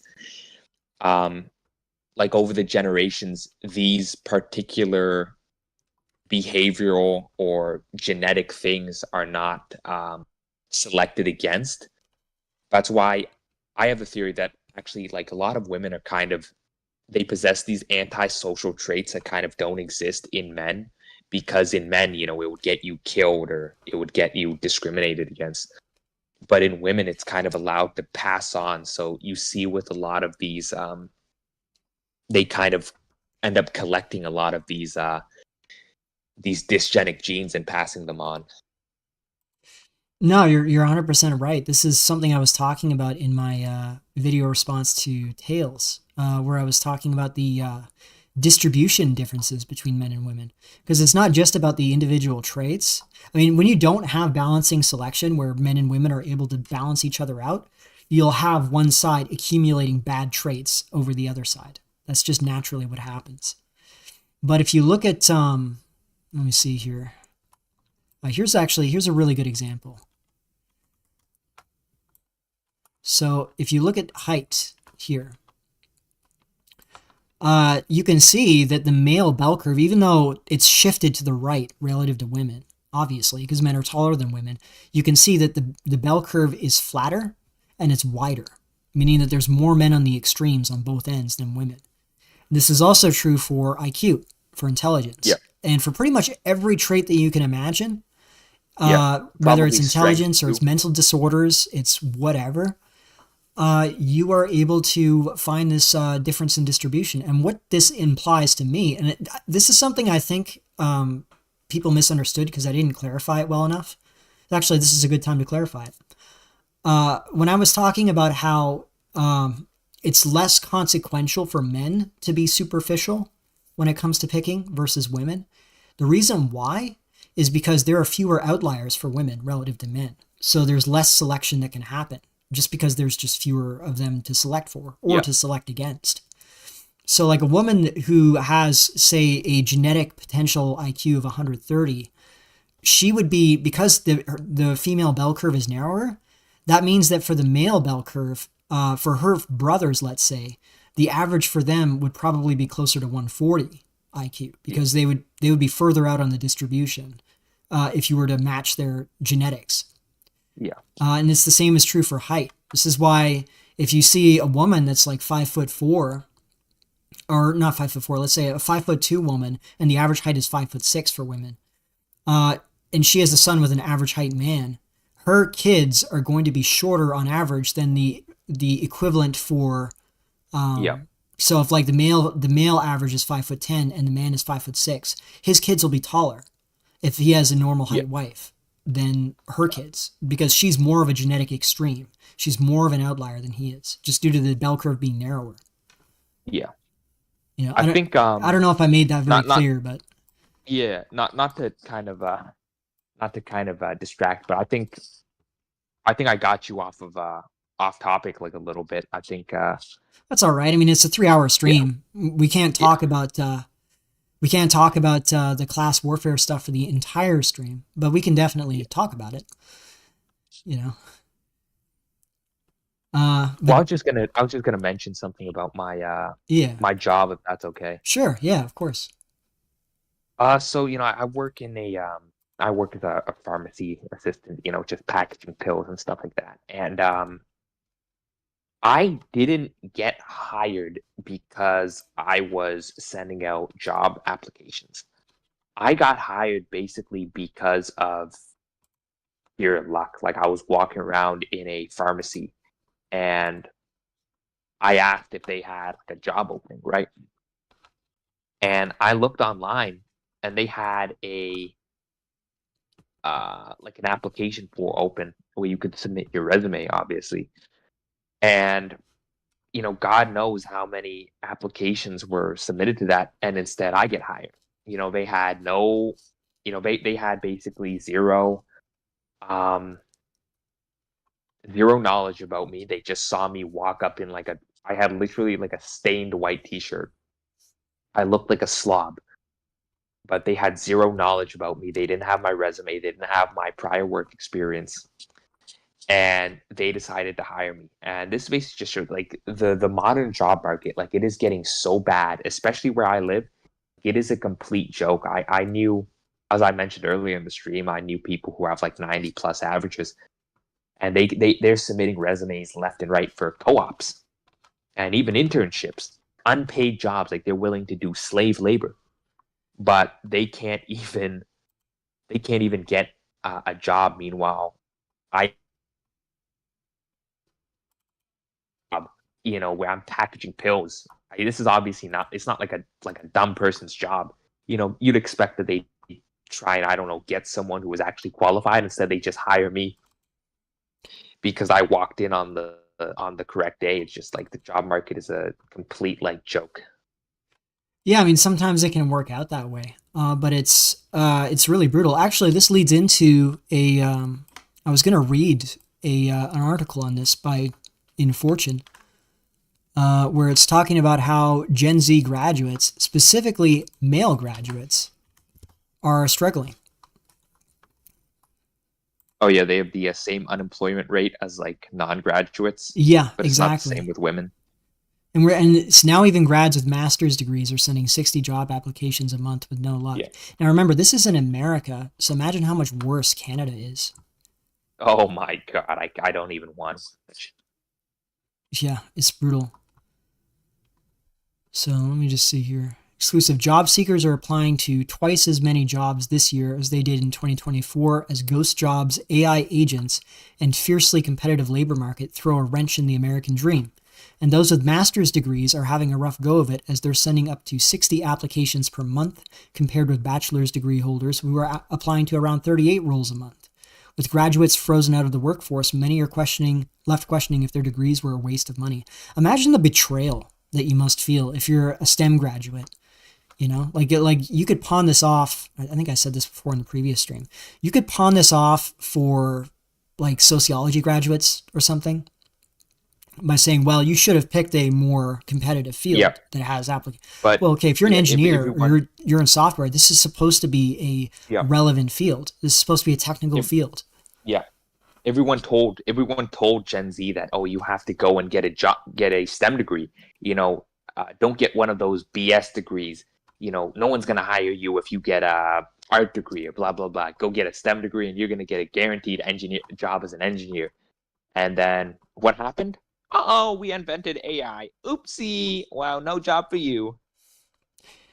Exactly. It's just psych. It's either AI or it's outsourcing, or both. Usually it's a combination of both. And then this actually ropes back to what I was talking about. You're going to see a reemergence of this class struggle narratives, these class struggle dialogues and conversations. Those are going to reemerge as time goes on, because people are going to realize that they're not going to be a temporarily embarrassed senior developer, or they're not going to be a temporarily embarrassed, or they're not a temporarily embarrassed startup founder. They're locked in an economic position that is not negotiable by hard work alone. And the question is whether right wingers are able to cope with this and deal with it correctly, instead of just pawning it off to Reagan era appeals to trickle down economics, where it's like, well, you're just not trying hard enough. I mean, it's because of the regulations. It's Unfortunately, I don't think that they will. I think only a kind of like dictatorship country will be able to rectify the issue. And I think one of the biggest things that you could possibly do is eliminate 50% of the workforce and completely shut down outsourcing. I feel like that would fix like 90% of the issues already. Yeah, but it's not in the economic interests of the people to do this. Yeah, I know, but I'm just saying, like, from the point of fixing the issue, obviously they wouldn't do it because they don't want to lose their bargaining power. Yeah. Well, what I think is different this time, at least in the upside, is that the guys that are being laid off, it's not like the 90s and 2000s where it was offshoring to China and it was mostly manufacturing. And these guys, to not be cruel to them, but they just weren't the smartest people. They just weren't very intelligent. These are people that were the grill and beer guys that didn't really think much about things. And it was like the South Park. They took our gerbs, the South Park meme.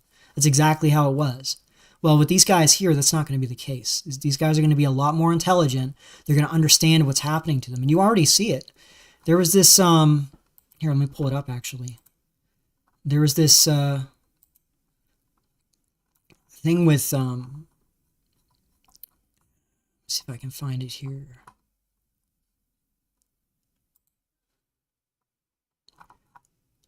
Oh, maybe I can't find it. There was this website that just popped up, because one of the ways that they hide jobs in order to prevent Americans from applying to them so that they can get H-1Bs in is... I saw about this. Yeah. Let's see if I can actually... They had they would put them in like obscure newspapers and stuff like that. Exactly. They would hide them in these newspapers. I'm going to see if I can pull it up here.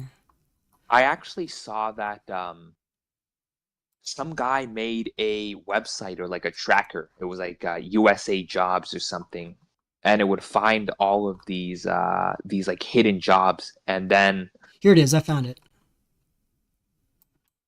And then like a bunch of like Indians I saw online were like complaining about it because all of these jobs were actually getting taken by Americans once the website went public.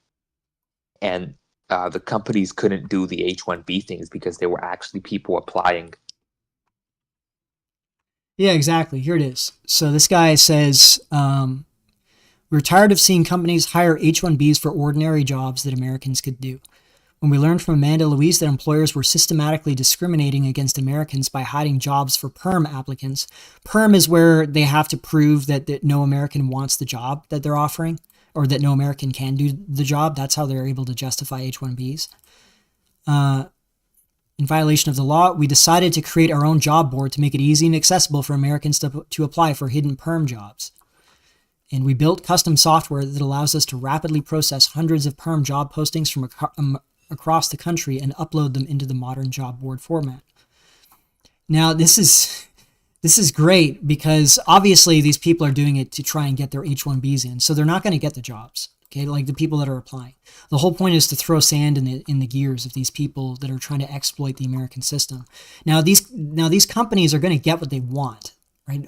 Odds are what will happen at some point is they will just force the U.S. Labor Department or whatever board controls perm. They'll just force them to drop that requirement at some point. They'll just say, well, we can just apply for H-1Bs regardless of whether Americans can do the job or not. At some point, they're just going to do that. And eventually, it's going to become obvious, and it should have been obvious, that there's no natural relationship between the economic liberals and the nationalists and traditionalists. There's no natural affinity there. If anything, it's the other way around. The liberals, they want to break down borders because it allows for them to move labor and capital much more easily. They do not benefit from closed borders. They don't benefit from traditional societies that impose restrictions on where the market can operate. Like, for example, sexual morality, that limits the ability to monetize sexual desire. Whether it's pornography or if it's dating apps, like facilitating hookups and facilitating serial monogamy or relationships. This is one of those funny things that you hear from the Match people is it's actually bad for business if people get paired off into permanent relationships. They're actually incentivized as a business to try and support as many short-term, unstable, unsuccessful relationships as possible. There's two questions in the chat that I thought were interesting. The first was earlier, you probably can't find it, but he asked, it was referring to a study that said that Indian women were growing taller and then Indian males were growing shorter. And the second was a William Eschenfelder. Hey, Mercer, have you seen the study that says more home buyers are over 70 than under 35? Yeah. Oh, by the way, just in case, if I miss something, if you guys think it's really important, you can just send a super chat in and it'll pop right up on the screen. Just letting you know. But the thing about the 7-year-olds out competing the 35-year-olds in the housing market or outweighing them in the housing market, that is not surprising at all. We see the same thing in Canada. And actually what you see oftentimes is even if you look into millennials that are buying homes, quotations, buying homes, if you actually look at where their money is coming from, it's their parents oftentimes giving them a huge chunk of the down payment and even helping them make the payments on the house. This is something that actually obscures the statistics a little bit because you don't see that on the paper. All you see is millennials purchasing a house with the down payment and then making the payments. You don't see their parents helping them with the down payment. You don't see them helping them with the monthly payments and also co-signing. They don't provide information on that either. So there's a lot of manipulation of these numbers, and the numbers are really terrible. They're really bad.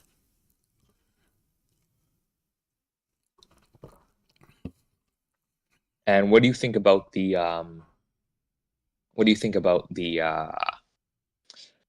about people about the Indian height thing? There could be something to that. My understanding is that the average height in India has been going down for a while now, just generally. There's actually been a reduction in height since the 90s, is my understanding. This is because the highest castes are not reproducing. They have fertility rates that are similar to whites and Asians, East Asians. The lower castes and the Dalits and the Muslims, they have birth rates of like 2 to 3 to 4 kids, 4 plus. I just find it crazy how all of the kind of the elites in each country kind of have the lowest birth rates, and it's not like a unique thing. It seems to be kind of constant throughout most societies. Even with Roman emperors, a lot of them didn't even have kids or only had like one kid. Yeah, I think it's hard to say that there's one causative agent that you could point to. There are definitely some commonalities. I would say in India's case, it's just simply that their elites live lifestyles that are fairly similar to how we live, whereas their bottom 90% are living in a very primitive, almost like agrarian lifestyle. I've seen videos in India of women leading a donkey around a grinding mill. Like if you guys have ever played, I have never seen this in person, but if you guys have ever played video games like Age of Empires, Age of Empires 2, the Dark Ages, the granary mill was like a donkey going around in circles to grind the grain. And that's how they do things in India to this day, in various parts of India. Like they have a very primitive economy in many ways. And in those kind of primitive agrarian economies, having a high birth rate is a good thing, because those kids can be used on the farm. When you have a high investment parenting, when you have a high level of education, it costs tons of money to raise kids because you have to optimize them so much. Then the birth rates get concentrated greatly. And also if you have resources that you want to pass down. Like this was a problem that my father ran into because I have 4 sisters. And when my father died in 2015, if I was his only child, I would have gotten at least 300K.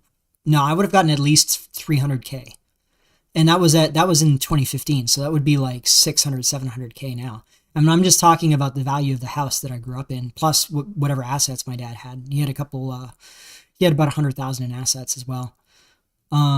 Whereas because I have all these half sisters from my father's previous marriage, the house had to be sold and it was split between all 5 of us. And we each got like $70,000 or something along those lines. That was a massive malinvestment. If we had held on to that house, probably would be millionaires now. Even if I had like paid them out of the equity of the house, it would have been worth it. Yeah. I always, I kind of consider myself lucky because, like my parents have just straight up admitted that I'm gonna get most of the inheritance because they expect my sister to be like married. Yeah, that's the logic. I remember. Yeah. So my mother remarried after my father died. I mean, they had divorced before then, but they remarried later on after my father had died. My stepfather, I had this conversation with him once because he has kids from his previous marriage, a son and a daughter. His daughter is married to a second or third gen Italian Canadian whose family owns a consultancy firm, and he's like the general director of this firm. He doesn't actually do anything. He just sits there and collects the money. And so he's never worked a day in his life, but he's able to finance this girl's lifestyle. And she's not ugly, but she's kind of overweight. I'd say she's about 30 pounds overweight. So, I mean, she's fairly nice looking, but still, I mean, it's not like she's a Stacy, but she was still able to basically retire on this guy. They live out in the countryside on a big property, and they have like she's like a dog mom or some shit. And he finances her little boutique. She does like homemade crafts on Etsy and sells them. Oh my God. Yeah. I think that's called pink collar work because it doesn't actually generate any wealth. It's just sort of a way of wasting time. You break even at best. That's how that's how you know you're really wealthy when you can afford to have your wife run a business that loses money. Exactly. That's exactly what it is. And I'm pretty sure to be fair to her, pretty sure it's not losing money, but it's not really making any money. It's sort of breaking even. That's my understanding. Well, at least that's what they tell me. Maybe it is losing money. Who knows? I mean, the guy has plenty of money to throw around. So, but I think she's probably lying to him. Maybe. I mean, he's willing to bankroll it, so it's like whatever. And then his son, my stepfather's son, my stepbrother, he's working at a factory, and he's working like 60 hours a week. Now he's making decent money. Like he's making, I think, the equivalent of 80K USD or something, 80K US. But the amount of work that he has to do for that is insane. Yeah. Like he has no free time to do anything. And you can tell it's literally running him ragged. It's working him to death. And he is extremely resentful of his sister. And that's completely understandable. Why wouldn't you be? You know, I mean, I'm not resentful of her because I'm just like, you know, I mean, she's a nice enough girl. I mean, I'm not going to say anything nasty about her, because there's nothing nasty to say. She just really lucked out, and that's what can happen if you're a woman. If you're a woman in Canada and you're not hideous to look at and you're white and you have blonde hair and blue eyes, you're gonna win. Like, Yeah. you know. I don't think I'm gonna be marrying a rich woman anytime soon. Oh no, none of us are. But that's what you can do. And then her brother is just in this situation. Now he's actually a manlet. He's like 5 foot. He's shorter than I am. He's around 5'5" or so. And he had like one girlfriend in the early 2010s, because that was back when you could be a manlet and you could get away with it. Yeah. But nowadays, of course, he hasn't had anything. One, because he just doesn't have time because he's constantly working 24/7. But also because, you know, if you're a short dude, you're not gonna get anything. That's just how it is. You know, and he is fucking resentful, and it's completely understandable why he's resentful. I'd be resentful too if I were him. Like if I had a sister that, I mean, I'm even kind of resentful of my sisters, because my sisters are all about 20 years older than me. But they're all middle aged. They have their kids. They have their house. They have their marriages. They're married to their husbands and whatever. Everything's sort of worked out for them. I should have gotten the house. It shouldn't have been split 5 ways. That was total bullshit. Yeah. You know, because they all already had their houses, right? And they were saying, well, we needed money to pay down debts. And if you actually look at what the reasons why, it's because they were constantly spending money on credit cards. Like it was because they were living above their means. It wasn't because they were, you know. No offense, but they're 20 years older and they're in a house with kids, and no offense, but you're talking to me right now. Yeah. On a live stream. Yeah, what do you mean? Am I giving up too much information, you think? No. I mean, you know, they're like around 50 and they're living in like a house and with kids. Meanwhile, you're like, I'd assume like around like 30s, early 30s. Yeah. And you're Exactly. We're on an incel live stream. Yeah, and the best part is they have kids that are about your age or close to your age. So I have a nephew who's, they're probably maybe about, no, they'd be about your age because you're pretty young, right? I have a nephew who's about 12 years younger than me. So he would have just turned 20. And that's one of my sister's sons. And what I remember was interesting was, and this may be a Gen X parent thing or a Gen X / early millennial parenting thing, where the mothers, if they make more money than the fathers and they run the household, and by the way, for context, all my sisters make more money than their husbands. All of them. Holy shit. Yeah. They all make more money than their husbands.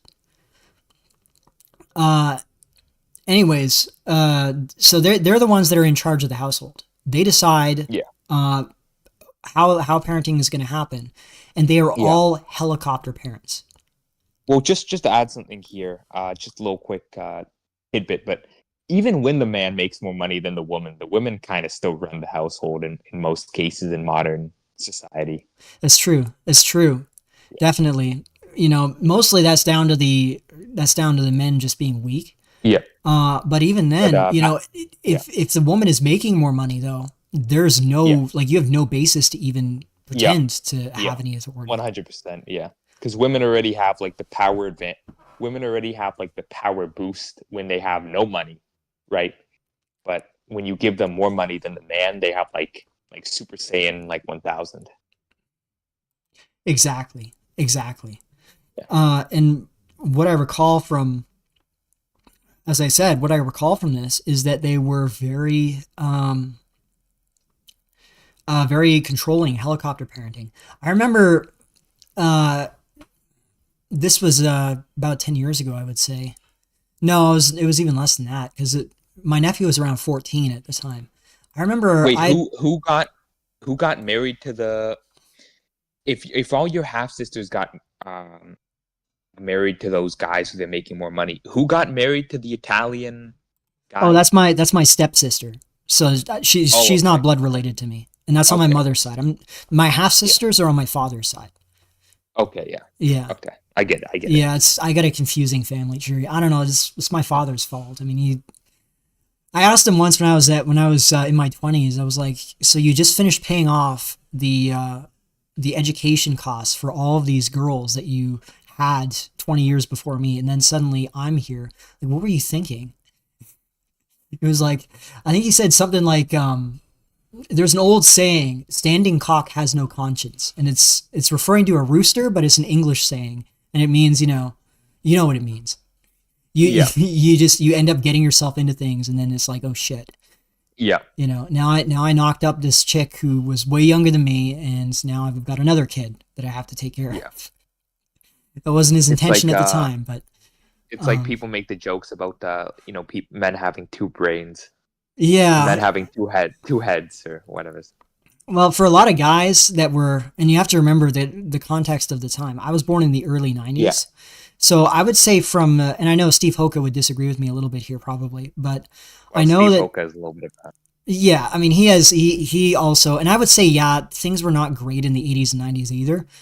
I would say that they're better than they are now. That doesn't mean that they were good, but in terms of the demographics, and especially Canada was a bit unusual because we had a very high fertility rate among our French Canadians right up until the 60s. So there was a young population, especially in the French side, for a very long time. And that meant that, and younger population is better for men, as I said, because it means that there's more young women in the pool. So for men in my father's generation, they were able to cash out on that really easily. You didn't have to look like Channing Tatum to to do really well with women. You know? It was a completely different environment. People don't realize. Yeah. Now you gotta have like the hollow cheeks and 6'4", and you gotta look like Matt Bomer. Yeah, exactly. Get a shot. But anyways, to go back to it, what ended up happening is that the inheritance got split. And I remember having this conversation with this stepfather. I went on tangent after tangent here just to loop it all the way back. Yeah. I had this conversation with him because he has a house. And I was telling him, well, given that your daughter has this husband who is really wealthy and they own their own house in the countryside, like a big property, not just a house, it's like a 10-acre property or something like that. I'm like, you really should just will the house, because you're not going to live forever. You should just will the house to your son so that he's able to start a family of his own. And he was getting offended. He was like, well, what do you mean? Like, this is sexist because then my daughter will hate me if I don't give her, if I don't split the house and divide it equally. And I'm like, bro, your daughter is currently living the high life. Like she's living a lifestyle none of us could even imagine. She's living the lifestyle of like an upper middle class to upper class because she lucked out with getting with this Italian spurgy manlet who just throws money at her. And is definitely not going anywhere because he has zero riz. But I mean, he seems to be tolerable for her, and she seems perfectly happy with the arrangement. So why would you? And then you realize, well, the Islamic rules around inheritance, where they say the boys get twice as much as the girls. That's one thing I have to say is really good about them, is that they don't do this bullshit where they have to do the equality stuff. Yeah. It's a lot more rational. Actually, a lot of boomer men seem to have like I kind of noticed this on Twitter. This guy named Incel Freak @Incel Freak. Go follow him. He gives really good takes. But he was talking about how like boomer men seem to like really hate younger men. They're like innately gynocentric. They're very gynocentric. They want upperly like mobile daughters, but they want downwardly mobile sons. And if the son can't make it on his own, it's like fuck him. But they will do everything they can to help their daughters, but they will give zero help to their sons and tell them to just be a man. Exactly. I think part of it is that they're just resentful about the fact that they're old now. Like if you look at the baby boomers, they made their entire identity about being young. I mean, and really that was because you have to also, okay, to be fair, let's give some context so we just don't go into unfair boomer bashing. I like to make my boomer bashing fair. Yeah. They were such a large demographic bulge. They were so Yeah. huge that they were able to just take over whatever. They were able to just define the politics of the countries that they were in because they were Yeah. just such a huge portion of the population. So everyone had to pander and cater to them when they were in their 20s, which meant that everything was centered around what 20-year-olds want. Legalize everything, radical politics bullshit, etc. And then here, I'll put this on. I think that's also why a big part of the like Gen X and whatever the later generations, the millennials, and especially the Zoomers and Alphas, we continually feel more and more powerless because we're a smaller portion of the population. We don't have as much pull. Yeah, exactly. And we're also a lot more divided. There's a lot less. Yeah. There's a lot less affinity. Whereas with boomers, really, if you take one Anglo-white boomer, you can interchange him with another one, and you'll pretty much get 90% of the same beliefs on fundamental issues. Maybe that's where the interchangeable fallacy came from, where they believed you could just take a person from one race and swap them out. Yeah, yeah. Well, it's funny because I've had this conversation with boomers, like because I've rented different places from boomer landlords, and it's not even that they're like shitty people per se, but when I talk to them about the demographic issue, I've had literally multiple times different guys, different cities, different provinces even, and but the same age bracket and the same demographics. So we're talking white boomer males. I've explained like this is the demographic future of Canada. We're going to be minorities in the country that we created, and he's like, "Oh well, I'm going to be dead then." Yeah, just the selfish. And it was sort of just this look of like, "Well, so what? Like, why should I care about this?" It's like, what do you say to that? Yeah, it's like this smug, and they always have like this smug, shit-eating like look on their face. Yeah, some of them do. Yeah, some of them do. There are some of them. Like there was one landlord that I had who. He didn't have the smug look. He just had sort of a puzzled look. It was weird. It was like he couldn't really understand why I should think that he should care about this. It's like their psychology is wired to not even think outside of their horizon because they've never had to, because everything's always been centered on as they've gotten older, everything's been centered around them. Yeah, they can't even fathom like planting, like doing something helpful for the future generations. They just want me. Well, yeah, it's because they've never had to think about future generations. It's never really occurred to them because every political or cultural whatever was always centered around what they wanted and what their interests were. So, and I think in their minds, the boomers, it's like they've never actually aged. They don't seem to have this conception of themselves being outmoded and irrelevant in terms of why they culture. They hold on to power like ever. They just never let it go. That's true. That is another issue as well. Let me just see here. I honestly think that we should have like voting age like limit. Like you can't vote once you're past like a certain age. That would be excellent. And really, what it should be is the age. First of all, I'm anti-democracy to start with. I'd rather just live in a dictatorship if I'm quite honest. Yeah. But even if we assume that democracy is good and we want a democracy, it should be the only people that should vote should be the men that are eligible for drafting to fight wars. That should be who votes. Right? It should be the men that are expected to fight and die for the country. That's the people that should have their interests represented by the state. They should be the first and foremost priority of the state.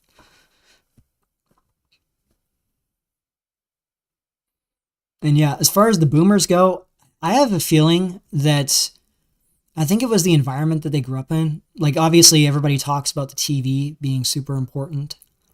That is definitely true. But TV is like a Jew in your living room. Yeah. Yes, exactly. It is a factor, definitely. But you also have to consider the milieu that they grew up in, right? So this was right after World War II.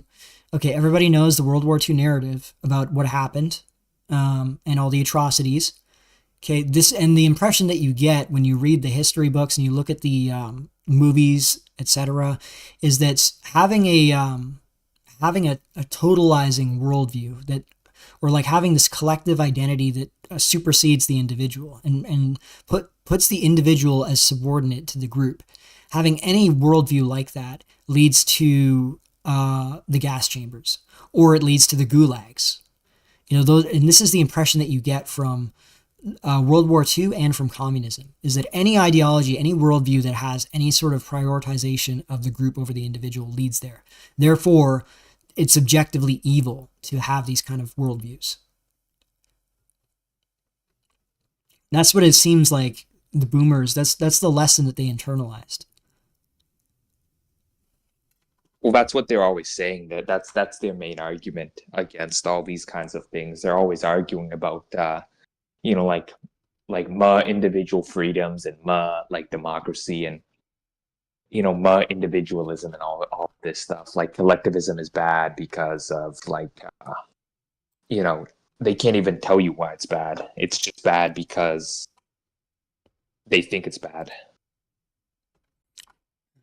Yeah, exactly. And then what happens when you need to push your collective interests?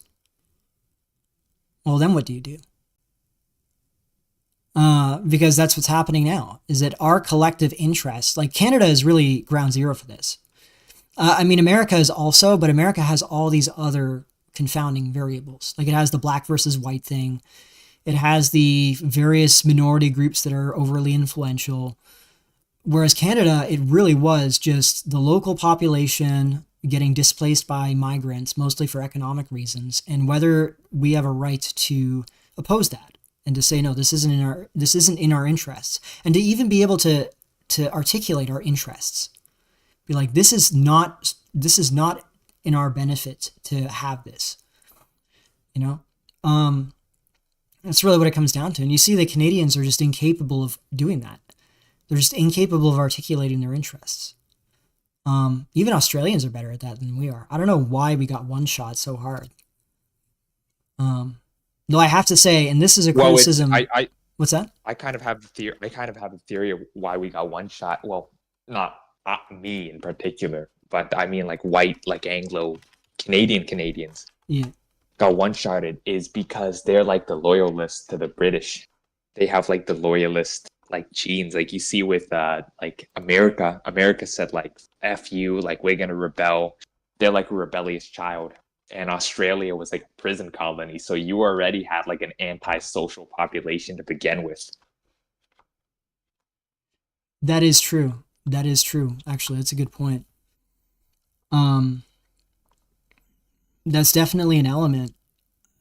Though you would think that would also cause you to have a stronger identity as like the English. But then what happened after World War II? The British Empire got dismantled, and the narrative became, because America then had to represent itself as opposing communism, they had to come up with some identity that was anti-communist, but that could appeal to the third world, that was now independent, and that had these Marxist movements raging all over them.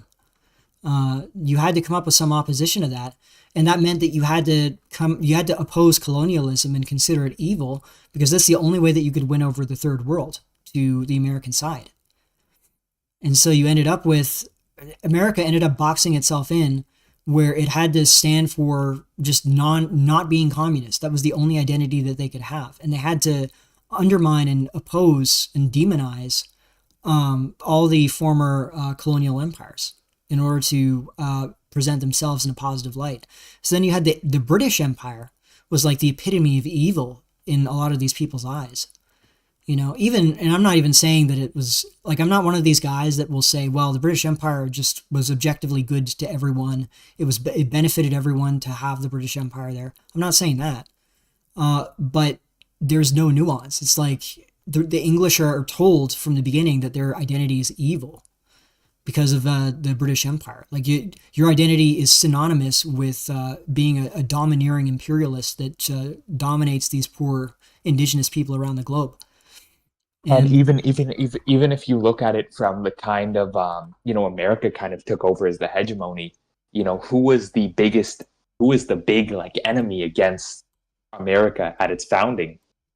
It was kind of England, right? So that's another even Americans kind of have this innate like the British are kind of like the original enemy, and when they took over the hegemony, um, that was kind of ingrained in everything they put out, along with the anti-colonialism stuff, or maybe it even tied into it and helped it come into existence. Most likely. I mean, that's because that's the world that existed after World War II. And the Japanese Empire was destroyed. All the European empires were destroyed, dismantled. And the power of Europe was broken, especially by the Suez Canal crisis. Just proved it to everyone that Europe was irrelevant at that point, and it was just America and the Soviet Union. And because those were the only two poles, and they were fighting over influence and control of the third world. Like that's what it came down to. That was the new world that they created. And what's really funny now is that there were all of these intellectuals like Raphael Lemkin, who was a usual suspect. Oh, somebody said switch between top chat and all or most recent. What's the difference? Top chat usually hides some of that. Okay, I had it on live chat just so that yeah. I mean, I have a few words that I banned, but I mean they're pretty obvious words, right? I think Darzog. Can you see Darzog's? Yeah, I can see Darzog. Yeah. Okay, yeah. Yeah, this is my feed on the side here. This is what I can see on my account. So, yeah. If you're not showing up on my end, it means probably that you may have said a word that got filtered, but as I said, the words that get filtered are really obvious words. Like I won't say them, but you know what words I'm thinking of, like obvious slurs.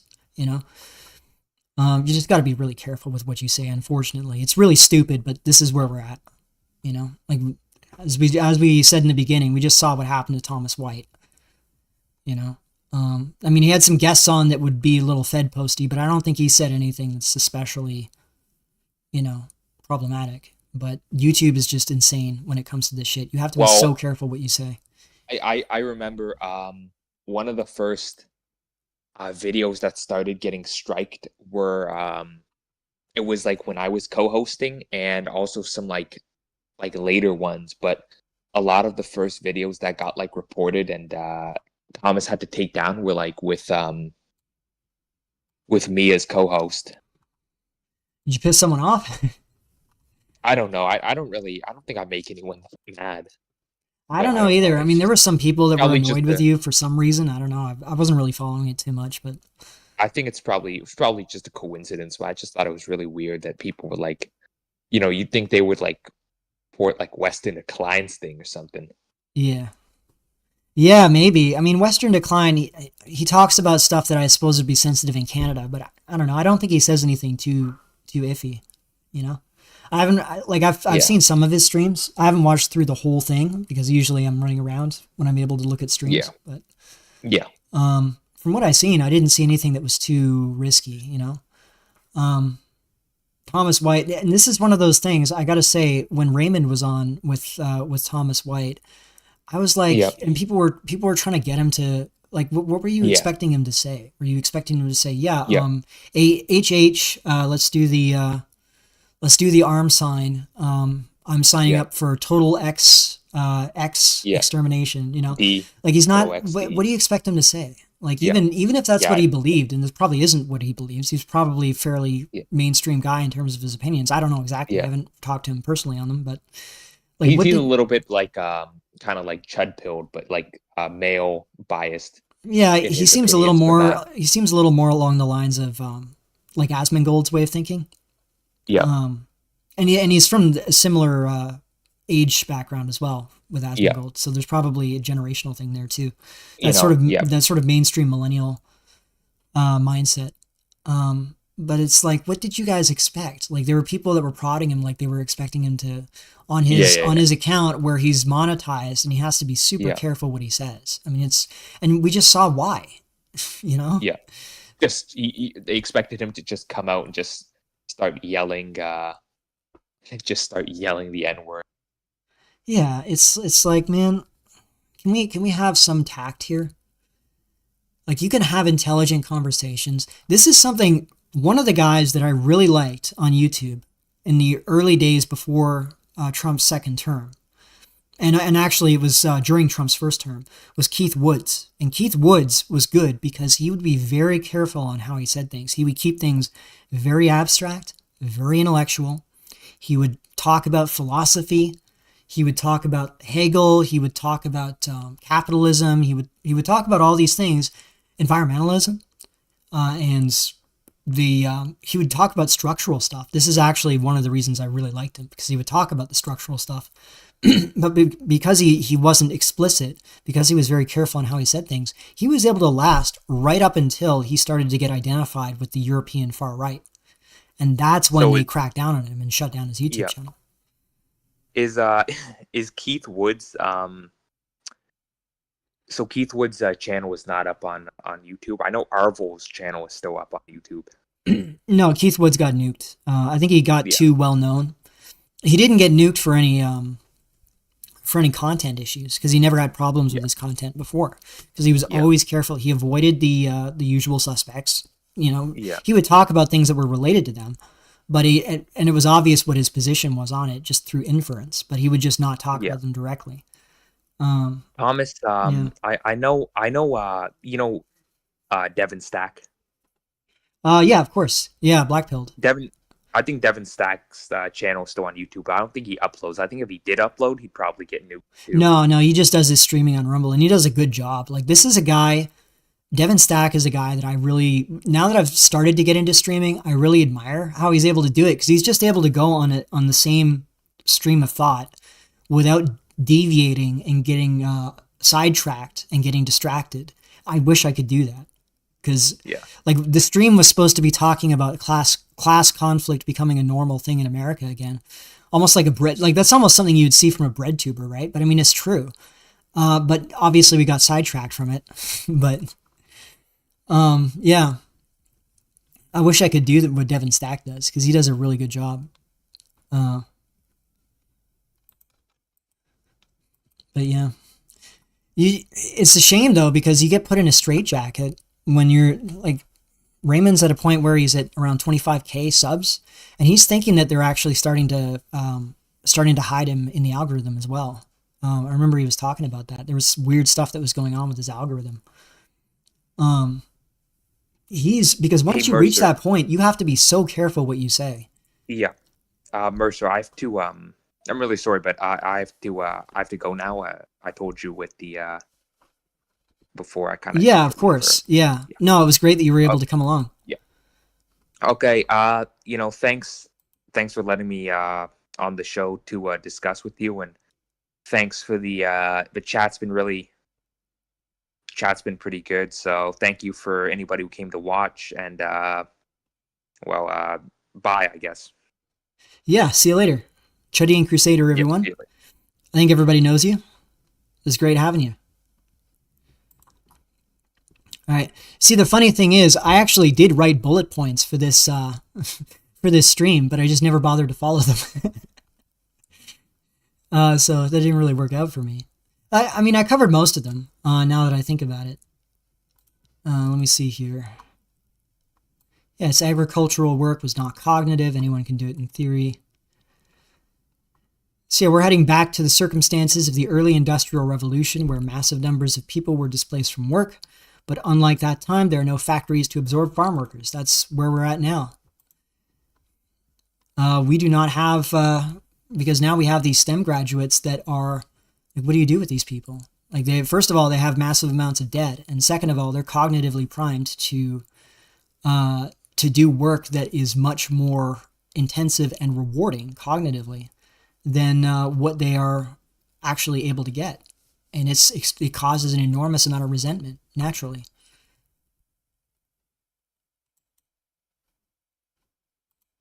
Oh, let me see what we got here. What's your thoughts on the micro black pill lookism? For For lookism, I mean, I agree with the fundamentals about lookism. It's true. Like everything about how height is super important, facial symmetry, all this sort of, minute lookism stuff. I agree with that stuff. It's just a fact. The halo effect is real. If you look at, for example, the preferences when it comes to intelligence, like both men and women are very low when it comes to selection for intelligence for mates, but women are actually even lower than men are when it comes to mate selection based on intelligence. So they're all right, but the thing is they don't explain everything. And the question is then, well, we have to start looking at other factors to try and make sense of what's going on, because it's not the full picture that, like, for example, the imbalance of men and women that are single. Okay, the theory when people first saw that data was that, okay, maybe this is just the Chads are collecting all these women together and they're 2 or 3 or 4 timing them, and the women are just not aware of it. That was the theory, but that doesn't really make sense, because that's not, if you look at how women act in practice, there are certainly 2-timers that exist and do their thing. But for the most part, women are extremely jealous. And most women would rather just stay single and celibate if they can't secure a top tier guy for the long term. That's what you see in practice. So my idea was, okay, well, we can't explain it using that. Maybe there's another structural explanation. And this is where I came up with the idea that the population pyramid shape is what matters. Because and one of the ways that you can prove this is the case is because they talked about it in the 1960s with the baby boomer women. They actually faced a marriage problem because the men that they would have married at a previous time, there was far fewer of them because the women were such a bigger bulge underneath them. So they were competing for men due to the men being scarcer in the older age brackets. So they ended up having to marry closer to their age, and this increased divorce rates. They had to go into the workforce more because there were less established men that had a harder time taking care of them, that sort of thing. So they talked about this in the 60s. And then I'm questioning, well, they were writing research papers about the marriage squeeze, as they called it, in the 1960s. Why can't they talk about it now in the reverse when it's the exact opposite population pyramid issue? Like, why is it that they're not able to talk about it now? Here, this was in my video, the second response video I did to Tails, where it's increase of births between 1939 to 47. Actually, it's slightly older than that, but you can see it's still the bulge effect that's happening here. As you get into the 70s, there's way fewer men for the women that are competing for them. And this is when my dad would have been born. He was born in 41, so he would have been 16 at the time. So my dad would have been right around here. Now he's Canadian, of course, so he's not part of the upper levels of this, but yeah, it was a different world, man. Or wait, 41, 51, 61, 67. No, he actually would have been older. He would have been over here. All right, so hang on, what have we got here? Mercer, may I ask you for career advice? I mean, I'm Canadian, and I wasn't even able to start my career in my field to begin with, so I'm not really one to ask about career advice. There's not much I could tell you. I could tell you what not to do. Anything involving software or tech, it's a waste of time. Got overrun with Indians. Even I ran a side hustle where I would buy tablets and phones on eBay, and I would they were broken in different ways, and I would take them apart and I would Frankenstein them together and make a functional device that's refurbished, and I would resell them.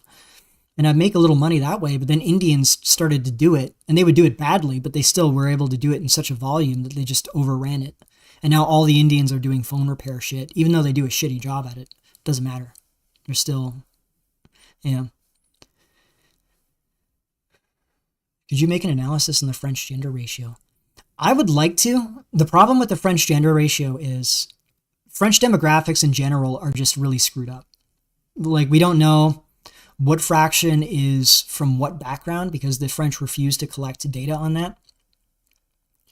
And I imagine that that plays a huge role in the distribution of the population. I imagine that the North Africans are a much bigger element than the French, ethnic French.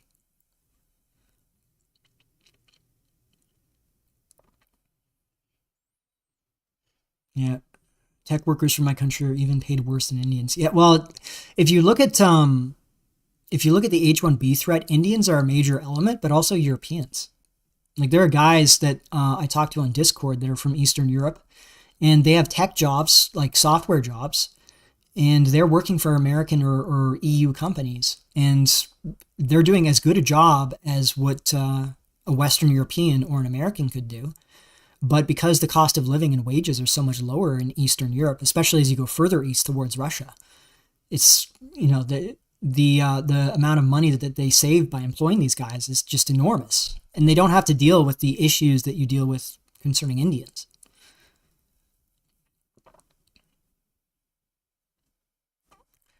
Think there's any wiggle room for whites in software engineering, maybe getting good at backend? Somebody who I would ask about that, I could ask Drolix about that. He would know because he's in senior development. I couldn't tell you personally. I imagine the big problem is now, whenever you have a saturated labor market, you are going to have nepotism and ethnic nepotism. And it's just a natural instinct. It's a natural reaction. When people understand that the job market is really intensely competitive, they're going to start favoring their own people just out of instinct, pretty much.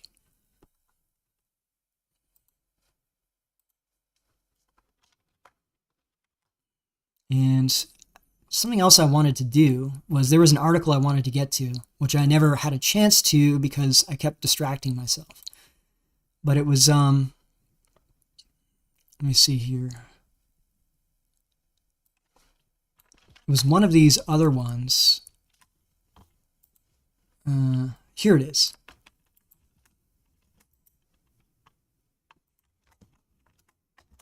All right. Let's pull this up. So we were already talking about how the grads had, oh my God, I got to get a ad blocker for this shit. We were already talking about how the men were facing, yeah, this isn't my usual browser, so I haven't got an ad blocker, that Gen Z was facing the same unemployment rates as non-grads for graduates, but in reality, it's only the men. So this is exactly what we were talking about with the boomers, these boomer men that are in control of hiring, or in control of the businesses at least, and they set hiring policy. They would prefer to surround themselves with women, even if the women don't do as much as the men. The non-economic benefits they get out of it outweigh the economics. So let's read this here. Gen Z is increasingly slamming their degrees as useless, and new research indicates there may be some truth when it comes to the job hunt. In fact, unemployment rate of males ages 22 to 27 is roughly the same whether or not they hold a degree. It comes as employers drop degree requirements and young men ditch corporate jobs for skilled trades. See, okay, this is something else we got to talk about. Okay, I have personal experience with skilled trades because that was my father's side. He was in skilled trades. It's not what people think it is. Okay, we'll get into that. So, oh my God, no. I wonder if there's an archive. So Fortune won't let us watch this one.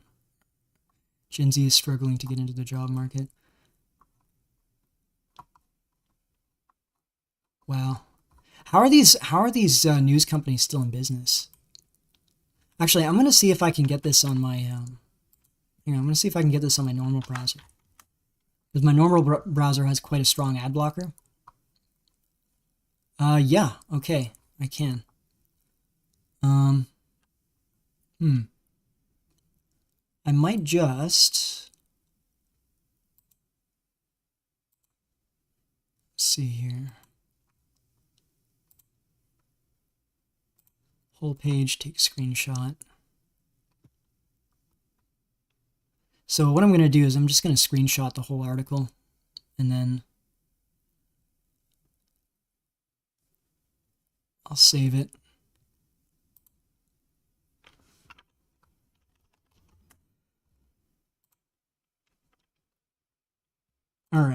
There we go.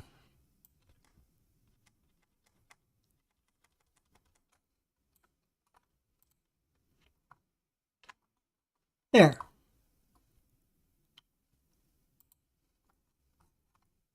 Oh, but this isn't the right one. Hold on. This is what live is like. Okay. Screen capture, take screenshot while I'm waiting for this. My millennial dad hates teenage boys with a passion. Millennial men are brutal. The older millennials really are the soy maxed meme. I hate to say it. Like maybe I'm trying to differentiate myself as a younger millennial, but I mean, oh, oh no. You know what? I might just read this directly, and I just will leave the loop on. I'm just gonna leave it directly because I'm having issues with it. Okay. So Gen Z is struggling to break into the entry-level job market, but young male graduates may be hurting the most. Most recent data from the Federal Reserve indicates that the unemployment rate among recent college grads is on the rise at about 5.5%. Although this remains lower than the 6.9% rate for all workers between 22 and 27 years old, men with a college degree now have roughly the same unemployment rate as men who didn't go to college, according to an analyst at the U.S. Population Survey data by the Financial Times. Let's see if I can actually find that data directly. Oh, it doesn't link directly. Okay. Young men and women are facing diverging employment. While 7% of college-educated men are unemployed, for women this drops to around 4%, according to the Financial Times analyst. Growth in fields like healthcare, which women are more likely to pursue, is in part to credit. Over the next decade, healthcare occupations are projected to grow much faster than the rate for all occupations, translating to about 1.9 million openings each year, according to the U.S. Bureau of Labor Statistics. This is what America is evolving into, and all Western countries. We're evolving into these daycare centers for dying boomers, where we just wipe their asses and wait for them to die. And that becomes like one half of our economy is financialized, where we just gamble money around in the stock market, and in the tiny percentage of businesses that are highly productive but don't actually have much employment. Like if you look at tech businesses have a very high productivity to employee ratio, meaning that they have very few employees for how much they put out. And tech is pretty much defining the stock market at this point. And it's very small in terms of the percentage of employees. So it's basically these finance guys and these tech guys, they're throwing money back and forth to each other. And then the healthcare sector, where we just wipe boomers' asses and wait for them to die. That is the Western economy. And what is this? Are trades worth it, or is it getting oversaturated? Yeah, here's the thing. Trades, I would say, trades are worth it if you can start your own business and you are able to transition into self-employment, and you build your own clientele of workers clientele of customers who will especially pay you under the table for work. In theory, I'm not advocating this, YouTube. I'm just saying this does happen, and this is one of the ways these people make a lot of money. Is they do under the table work where there's no cash jobs, where there's no protections, but there's also no taxes. So if you can become really competent and well trusted, you can make a lot of money doing that. But here's the downside. Okay, the way that trades work is that you need to be apprenticed, and you need to have a journeyman apprentice you. Okay. What journeyman, if you're facing a shrinking economy and you realize that every year from now on, things are going to be worse than the year before, why would you want to add more people who are going to compete with you for customers into the industry? Why would you do that? You wouldn't do that. You would avoid that at all costs. You would want to limit the size of your tradesman pool as much as possible. And this is exactly what we see. really, in order to get into a trade now, if you want to get apprenticed, you either have to be very good friends with somebody or you have to have family that will get you into it. And this is one of my biggest regrets, was that I didn't get apprenticed, because my father had all the trade tickets, and he had his own business that he ran. I could have apprenticed under him as electrician, mechanic, air conditioning, refrigeration, all sorts of electrical, everything. I could have done that, but I didn't, because I decided I wanted to go into tech instead. And I thought tech would be more along my lines, because I like computers, whatever. No, it turns out that was a terrible idea. Because if you can actually get journeyman status, and even better, if you can get into a union, you can make lots of money. But it's a walled garden for a reason. They keep people out. They keep the supply low. And you actually see this with many other industries, like medicine, for example. Medicine's notorious for this shit. They will try and keep placements down for medical school as small as possible. They'll use the arguments that well, we need to minimize the number of placements because we want to make sure only the best people can get in. That sounds like a good idea in theory, but then what you see happening is that like the Canadian government will just bring in foreign doctors who will then be less qualified than Canadian doctors, just to fill in stopgaps.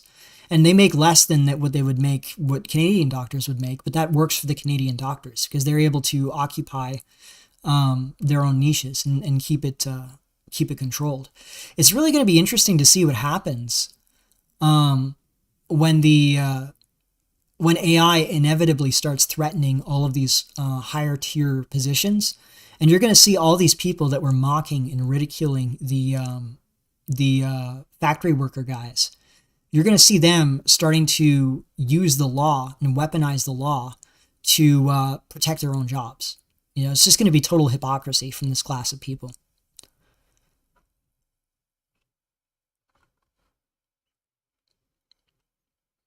My idea is, due to my country not permitting ordinary people to be entrepreneurs or even paying doctors, my only option is to get hired and paid by foreigners. Yeah, here's the tragedy, okay? When you reach a point of poverty, and now typically you start there, you know, most countries start poor before they get wealthier, right? But you can also transition from a wealthy country into a poor country, which is what we're doing.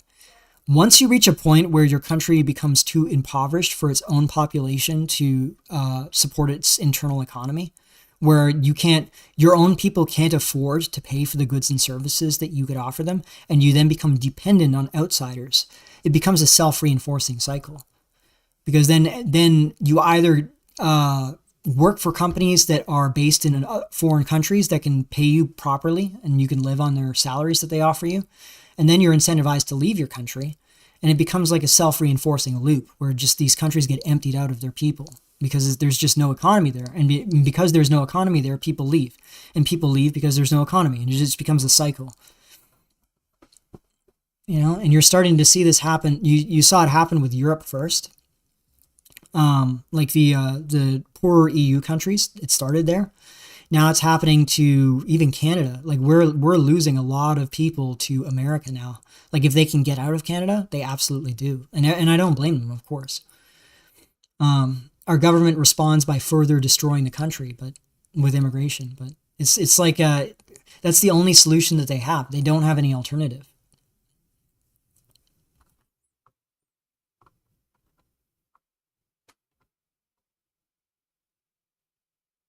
Yeah, I'm thinking of becoming a mechanic, but the apprenticeship is filtering me. Yeah, I mean, I would say it depends on how much it costs. Like America has really absurd costs when it comes to education. This is also another reason why America gets outsourced so much, or American jobs get outsourced, is because the education costs are so high that Americans have to demand a very high salary in order to pay off their education bills. Whereas like in Canada, I think the education costs are like half what they are in the US for roughly equivalent quality of education. I mean, maybe not the very highest tier like MIT or whatever, but if we're talking like state schools, Canada is pretty much equivalent in terms of education quality, and it's much cheaper as well. So it really is like the entire system's designed to shaft the American population for the benefit of the business owning class and the people that they're bringing in to replace Americans in their jobs. Because if you think about it, having children and having a family is extremely inefficient. It's extremely unproductive. You have to save all sorts of money. You have to spend money on education. You can't spend that money on children. You have to spend that money on children. You can't spend it on yourself. You can't spend it into the economy. You have to save money. You have to worry about things like the location that you're living in, because you have to worry about safety. All these things. It's actually much better to let people just live in a giant gay nightclub on one end, and then on the other end you bring in people to replace them. So instead of growing people and raising them and educating them, you just bring in full-grown people that are already educated. Problem solved. You just drain the rest of the world of their population.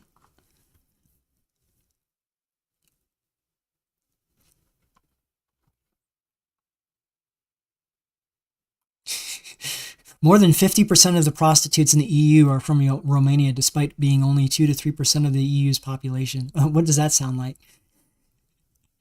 It's pretty funny. Anyways, I'll get back to this here. So healthcare is being defined as the only safe industry. And of course, it's a safe industry because it's heavily government subsidized. Even if it's not directly government owned in the US, like it's not a public healthcare system, Medicaid, Medicare, they're public. So they're single payer systems effectively. Like they're private hospitals perhaps, but they're being financed through the public purse. So they're always going to have customers, and it's the same in Canada. And women dominate these jobs. And it's almost like the assumption. Like I've seen guys get into nursing, but usually what I see happens, because I knew a guy, I was friends with a guy who's a nurse. And what he tells me is that if you're a male nurse, they're going to dump all of the heavy lifting and physically hard work onto you and make you do all that shit, while the women do the easy stuff. Now, part of that is also, it's physiological, like if men are more capable of doing the physically heavy lifting, like controlling an out of control patient that's an adult man, let's say, it's understandable that you would get a man to do that, but you just end up you don't get paid anymore, because that would be unfair. That would be a violation of labor laws, discrimination, even though you should get paid more if you're taking more of a physical hazard. But oftentimes this is what male nurses have to deal with.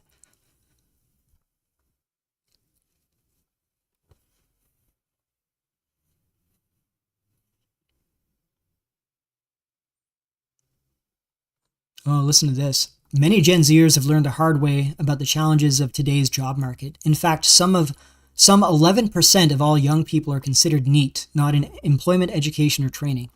And while there are a myriad of reasons why they might have lost interest in work or education, for those who are college educated, the struggles often come down to feeling hopeless after months or years on the job search. Young men in particular are seen as falling into the category of NEET. Okay, well, why is that? The way I think about it is that for women, employment is more of an option. It's like a bucket list thing, where it's nice if you have it, but it's not essential. It's not like being a woman and not having a good job does not mean you are categorically excluded from reproduction, like getting married and having children. That's just a fact. You're not excluded. Whereas you are excluded as a man if you're not able to make that money. I would say even the chats, even like the giga chats, usually it's very difficult to find a woman who would be willing to pay for you, Like I know my sisters, they make more than their husbands, but they don't make that much more than their husbands. They make like maybe 20% more than their husbands. So as a man, you still have to make something. And usually what women will start to compromise on income if you're at least meeting middle class. Like all of my sisters' husbands, they're all making middle class money. My sisters are making upper middle class money. So that's the reason why there's the difference. But they're all independently middle class. Okay, if young men are being locked out of even entering that class in the first place, well, there's nothing they can do at that point, and you're going to despair. Because as a man, you realize you can't just work at a restaurant and then you know, as a pretty young guy, you're going to meet a female executive who's going to sweep you off your feet. You know, that doesn't happen. It never happens. And maybe if you, I don't even think it happens to movie star looking guys, really. Like, it just doesn't happen. The reality is, as a man, you need to at least make it into the middle class. And even blue collar work is difficult because women look down on it, even if it makes good money. Like, there's just a status issue with it. But you have to break into the middle class, and you have to have a respectable job for women to want to marry you, even if you're attractive.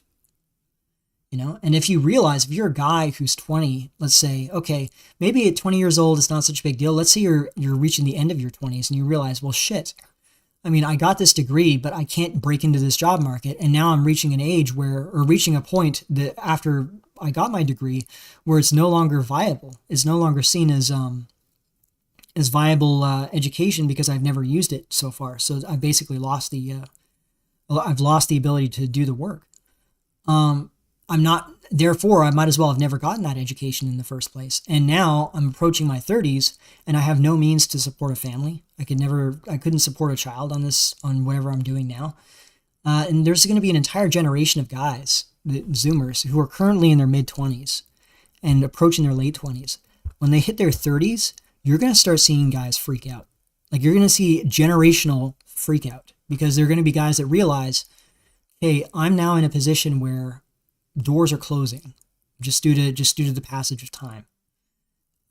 The economic situation is getting worse in general, but it's also getting worse for my age in particular because, you know, when you're competing with younger guys that have the same qualifications as you, they're going to be able to offer that they're less likely to be tied down, etc.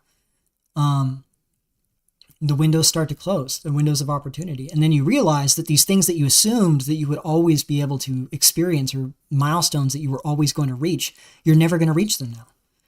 There's going to be an entire collective awakening along this line. I would say in about 5 years when Gen Z starts hitting their early 30s. Millennials are still a little too successful. The success is really varied. Younger millennials are usually really screwed up. Older millennials are usually doing okay. But it's enough of a variety that it hasn't caused like a class consciousness, if you can think of it that way, or like a generational class consciousness. But with Zoomers, it is going to happen. And it's interesting because, to bring it back to Nick Fuentes, I noticed with Nick Fuentes, he's starting to reposition himself in opposition to the more typical conservative left. And he's not really opening channels to progressives, but he's sort of positioning himself in an area where he can talk to progressives using their language when it comes to Israel, when it comes to economic stuff. And that gives him leverage, that gives him a way of perhaps coming up with compromises on certain things with the left, the progressive left. I'm talking like the economic left, Bernie Sanders, Andrew Yang, those kind of guys.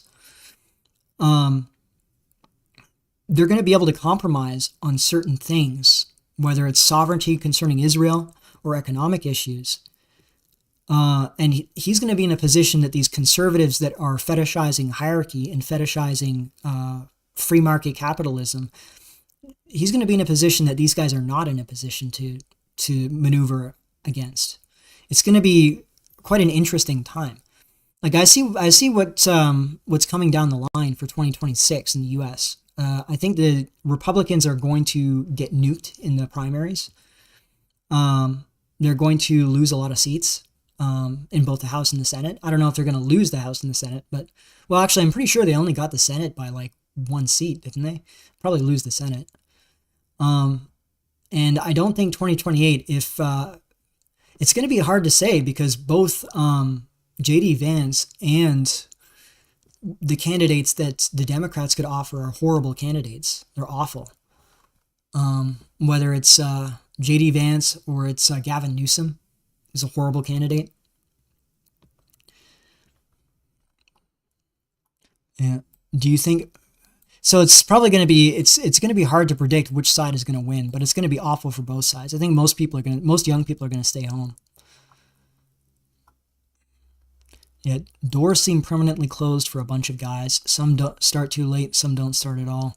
Some started at 20 or are just now in their 30s running into the useless degree issue. Yeah, in my late 20s having a quarter-life crisis right now. I contemplate crashing out every other day. Yeah, I know exactly how you feel. The situation's really brutal. Canada is in a weird situation because things are getting so bad so fast that it's literally the entire generation is fucked. It's not just a segment. So in a way, it's a little easier because you know that everyone in your background, except for maybe like the top 10%, everyone is fucked up right now in Gen Z and even the younger millennials and the mid-tier millennials, like the ones in their mid-30s now, mid to late 30s. They're all screwed in Canada. Whereas in the U.S., there's a lot more variety. Like the economic black pill has hit the younger generations way harder, the Zoomers way harder than millennials. So it remains to be seen.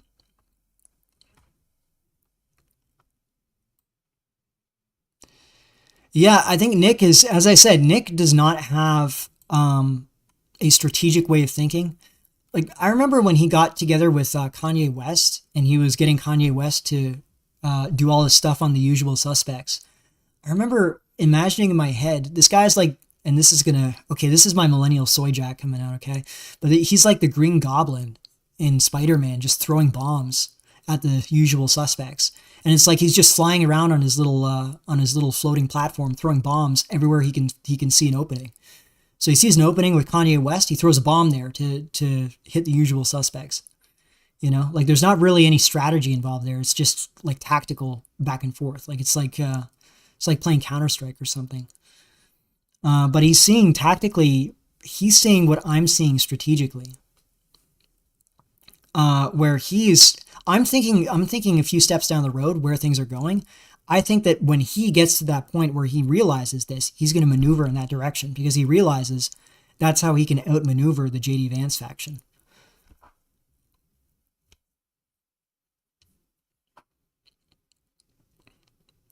Yeah, my parents are middle class and have a 2-story house. I'm never going to get that most likely. Yeah, I know exactly how that feels. Sometimes when I look at my childhood growing up,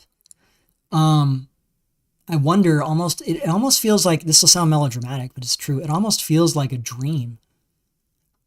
Yeah, the Green Goblin. Yeah. It almost feels like a dream because I think to myself, did I really grow up in this suburb, this really nice, safe suburb where I could leave my bike on the front lawn overnight? All the doors were unlocked all the time. You know, you could leave stuff in the car and it would just be fine when you got out the next day. You didn't have to lock the car up either. I could bike around at like 11 o'clock at night, just throughout all the empty streets and throughout all the bike paths in the backyards, in like near the woods, basically, because we had a lot of greenery in my part of Ottawa that I grew up in. And I just wondered to myself, it feels like almost a fantasy, like a dream. And then I look at how things are now. And all these neighborhoods, there's like an African family that lives across from where my dad's old house was. Then there's a boomer beside him, a white boomer beside that family, where the guy's married to a Filipina that's 20 years younger than him. And then there's across from them, there's another boomer male married to a Filipina 20 years younger than him. So they're actually living across from each other. And then there's another family of Indians, and then another family of Middle Easterners, and then another Indian family. And then there's a white family, I think, in the corner that's been there since my dad was there. Like that's what my neighborhood looks like now. You know, it's completely different. And of course, I remember in the 2000s, a housing project was put near my neighborhood, a couple blocks from my neighborhood. And it was filled with Somalis. And then what happened as soon as the Somalis moved in? You immediately saw that if you left your bike outside, the bike could get stolen, and it would just be gone. You know, maybe they would leave a broken bike that they were using up until that point, but they would just take it. If you didn't lock the garage door, shit would be stolen inside the garage. That's what happened when my dad died. His garage got broken into by these people, and they stole everything. Excuse me. Everything in his garage, because it was obvious that the house was not occupied anymore. And then everything's just gone downhill from there. It's like a different planet. Things have changed so fast.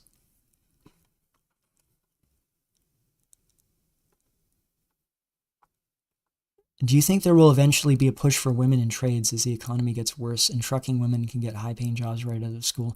They'll push for it, but I don't think that they'll do it because women just really dislike that stuff. They don't like the heavy lifting. They don't like the griminess. I've met a few female truckers, very few. Oddly enough, the only female truckers that I've met that have lasted, because I used to work for a trucking company for a couple of years, they were black women, funnily enough. It was some black women that were able to hack it. I think because they had the nerves for it. White women just when they're driving a huge 4x4 truck, and they're driving it through the town where they could, if they make one wrong move, they'll end up shearing something or they'll end up destroying some property. They just get so stressed out that they can't handle it. This is what I've seen, anyways. Because I've never seen women last on that job, except for a couple black women, as I said. So they'll try it, but yeah.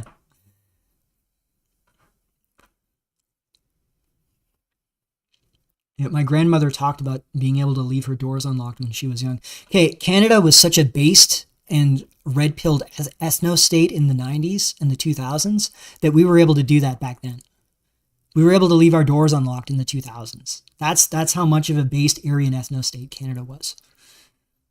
And also, funny thing about that, it was also a very libtarded country. Obviously, everybody knows Canada's a libtard country. One of the main reasons for that, and I remember it because I remember this was the way I thought. Growing up in Canada, it was like the area, the part of Canada I was in, or the part of the city of Ottawa that I was in, was a nicer suburb. It was about 90% white, and then we had a few Middle Eastern families that were like Lebanese Christians, and I think we had an Italian family, and that was the furthest. The Italians and the Lebanese were the furthest to outsiders in my personal neighborhood that I could think of. Everyone else was just the same background as me. And then when I went to school, it was a little more diverse. Like we had East Asians, we had some Indians, a few Indians, very few. We had a few Hispanics, we had a few blacks, but they were all really well vetted. And as a result, they were high quality people. So I can understand the wealthy American libtard psychology somewhat, because we sort of experienced that. We experienced what the wealthy libtards in America experience, because they are able to, because they are so wealthy and their property is so valuable, it locks out low income people. So the only diversity they would get would be high income, and therefore usually like that's like a selection effect on the diversity that they do experience. And Canada had that as an immigration policy up until Trudeau. That was our immigration policy. And as a result, the people that we got were perfectly tolerable, at least up until, like, as I said, we were like 85, 90% white.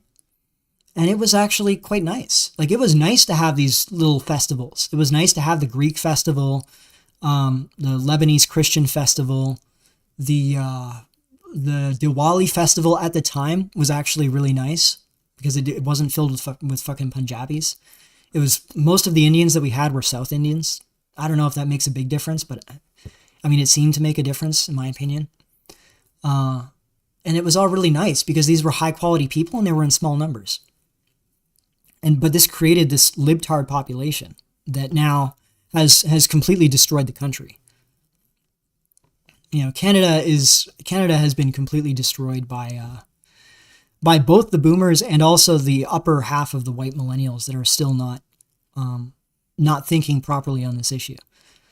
But yeah, I could rant about Canada a lot, but you know what? Western Decline would probably be someone that I would have a much better time ranting with this on than just me going on my own here, because I don't know how many of you are Leafs, but gives you some idea of what's going on. Oh, are we talking about converting to Judaism? Is Rabbi Judas Chai trying to bring in some Noahides? I don't know, man. I'm not a big fan of the Noahide laws. I gotta tell you. I mean, the whole putting people to death for idol worshiping. Idol worshiping can be interpreted in a lot of ways.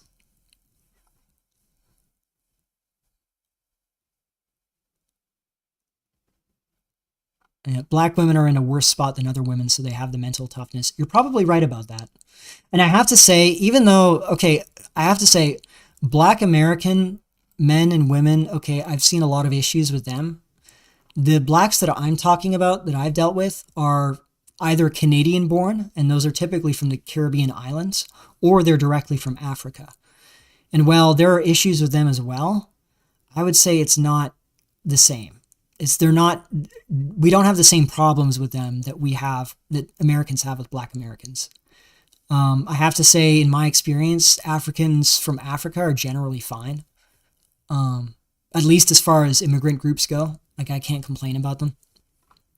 And these women that were driving trucks, I mean, as I said, there were very few of them. But, I mean, the ones that were there and that lasted, they were usually pretty decent at it. Because they had to be, right? Because they would just drop out otherwise. And yeah, actually, the one I'm thinking about in particular that I used to know pretty well was she was considered herself a they, them. So she was like a non-binary. But she was kind of in the butch lesbian kind of way, in a weird way.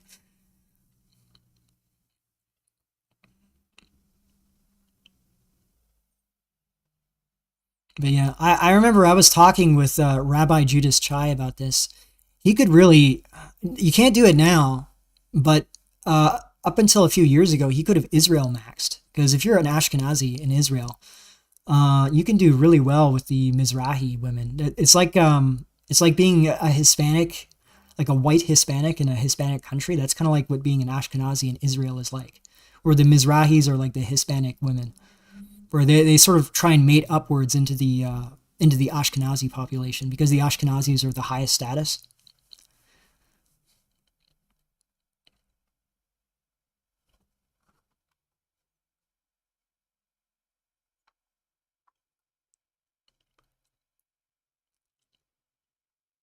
But yeah, being culturally enriched, yeah, it's literally fascist. You know, that's funny. There was actually a woman that commented on a few of my videos.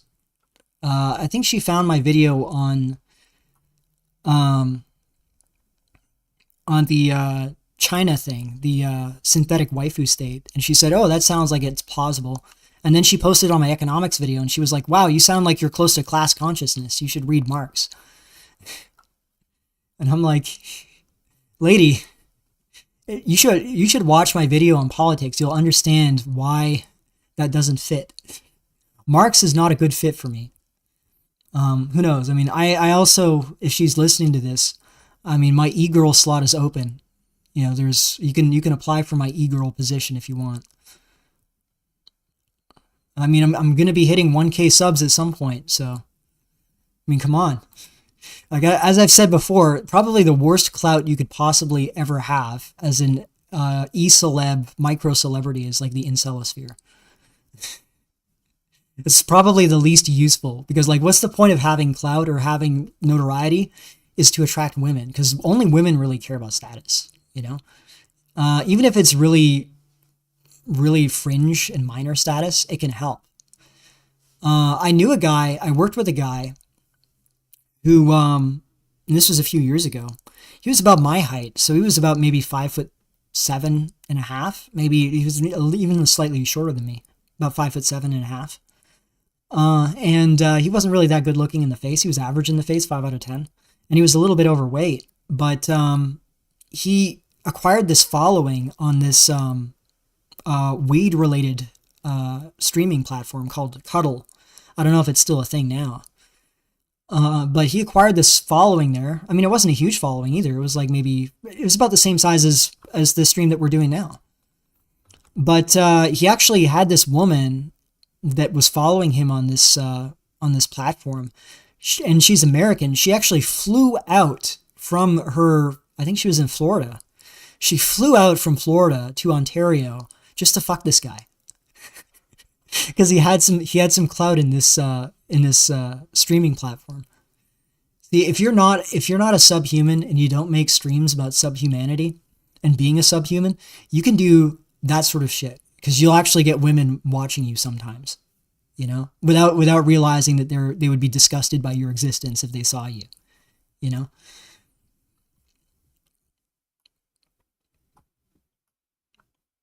Oh, Anton's sending me a few messages here, and I'll read it. I have 3 pass in the Merchant Navy, 4-year Bachelor of Science Electrical Engineering, middle. Yeah. Crap starting. You see, it's one of those things, Anton, I would say your best bet, and again, I can't give career advice because obviously this is a completely different situation from what you're dealing with. But if I were trying to figure out what to do, I had an option open to me where it was a government job or government employment, even if the overall wages were capped out at a relatively low level, I would take the government job right now over private industry. And that's because the economic situation is just going to keep getting worse and worse. It's going to keep becoming more unstable. And the government is usually the last thing to go bankrupt. So at a minimum, you're going to have stability in your income. Whereas there's a lot of guys now, like they're a senior, as I said, a guy I talk to regularly is Drawlix, who's a senior developer in the US. And he talks about how he has colleagues who were laid off during the stock market crash, when there was like a mini recession. They didn't even call it that, but there was like a big drop off in jobs, and there was a lot of jobs being cut. There were guys that got laid off who were senior developers who went in the same education pipeline as he did. We're talking top 20 schools, top 20 universities in the US, and they're not able to get anything. And they've been applying for months and months. Like, that's how bad the situation is, and that's how volatile it is, you know?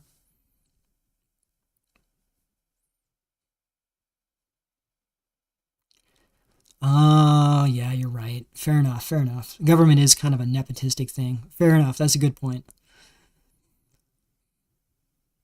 Then I would say, I mean, what I've known from others, like I know a Ukrainian and you know what? This guy is a real trooper. He's in Medican server. He is in Ukraine, and he has been dealing with bombs going off over his head for the whole duration of the war. He's managed to avoid getting conscripted because of where he lives. He's able to basically, he's almost like locked into a compound where he can't really leave the compound, because if he does leave, he could get ID'd and then tackled and thrown into the military. But he's able to he has a software job. He's not making a huge amount of money, but for Ukraine, it's enough to get by and put a little bit away. I mean, it's still, if you're in a country like Romania, or other Eastern European countries that are still a little poorer, that's your best option, really, because this is where the entry-level jobs for software and anything that can be offshored, that can be done remotely, they're moving them to Europe first, and then India. India is cheaper, but it's also a much bigger gamble. Europe is somewhat less cheap. It's still cheaper than Americans, but it's a much better deal than what they get from hiring Americans. So anyways, guys, I just realized it's just about 7 o'clock now, my time. So I think we're going to wrap this up now. Appreciate everyone for coming on and watching. As I said, I mean, I really did bloviate a lot in this one too. I'm trying to make it a little more focused. But then again, you know, if there's interest, I might just do shorter streams as well, where it's mostly just interacting with the chat, maybe. Depending on if there's interest in that. So you guys let me know if that's something you'd be interested in. Because I do find it sometimes hard to stick on a topic, Because then eventually you just say what you need to say. And there's not really much else to say. You know? Funnily enough, this is what happened to Face and LMS. People don't realize Face and LMS is still around. He's still kicking, and he still does regular Discord calls with people. But there's just nothing left to say about the BP. You know, like his stuff, he pioneered this stuff, but eventually he just run out of stuff to talk about. You know, once everything's said and done. And then it's like, well, okay, I've said everything I need to say. It's either you just grift and you just repeat yourself over and over again and you try and make money off of people through grifting, or you just wrap it up and you just say, I've said everything I need to say. You know, books are closed now. I'm going to move on. And you know what? I would love to see Face and LMS come back, but if that's his attitude, I think that's really respectable. That's, you know, there's a huge temptation to just grift, you know, and just put out stuff that's already been done and just rehash it over and over again to make money. And it's understandable, but yeah. But yeah, all right, guys. So I'm going to wrap it up now. So yeah, it was a great stream. Thanks again for Chuddy and Crusade for popping up and covering Jeremy Jeeks, excuse me, who wasn't able to make it. See y'all later.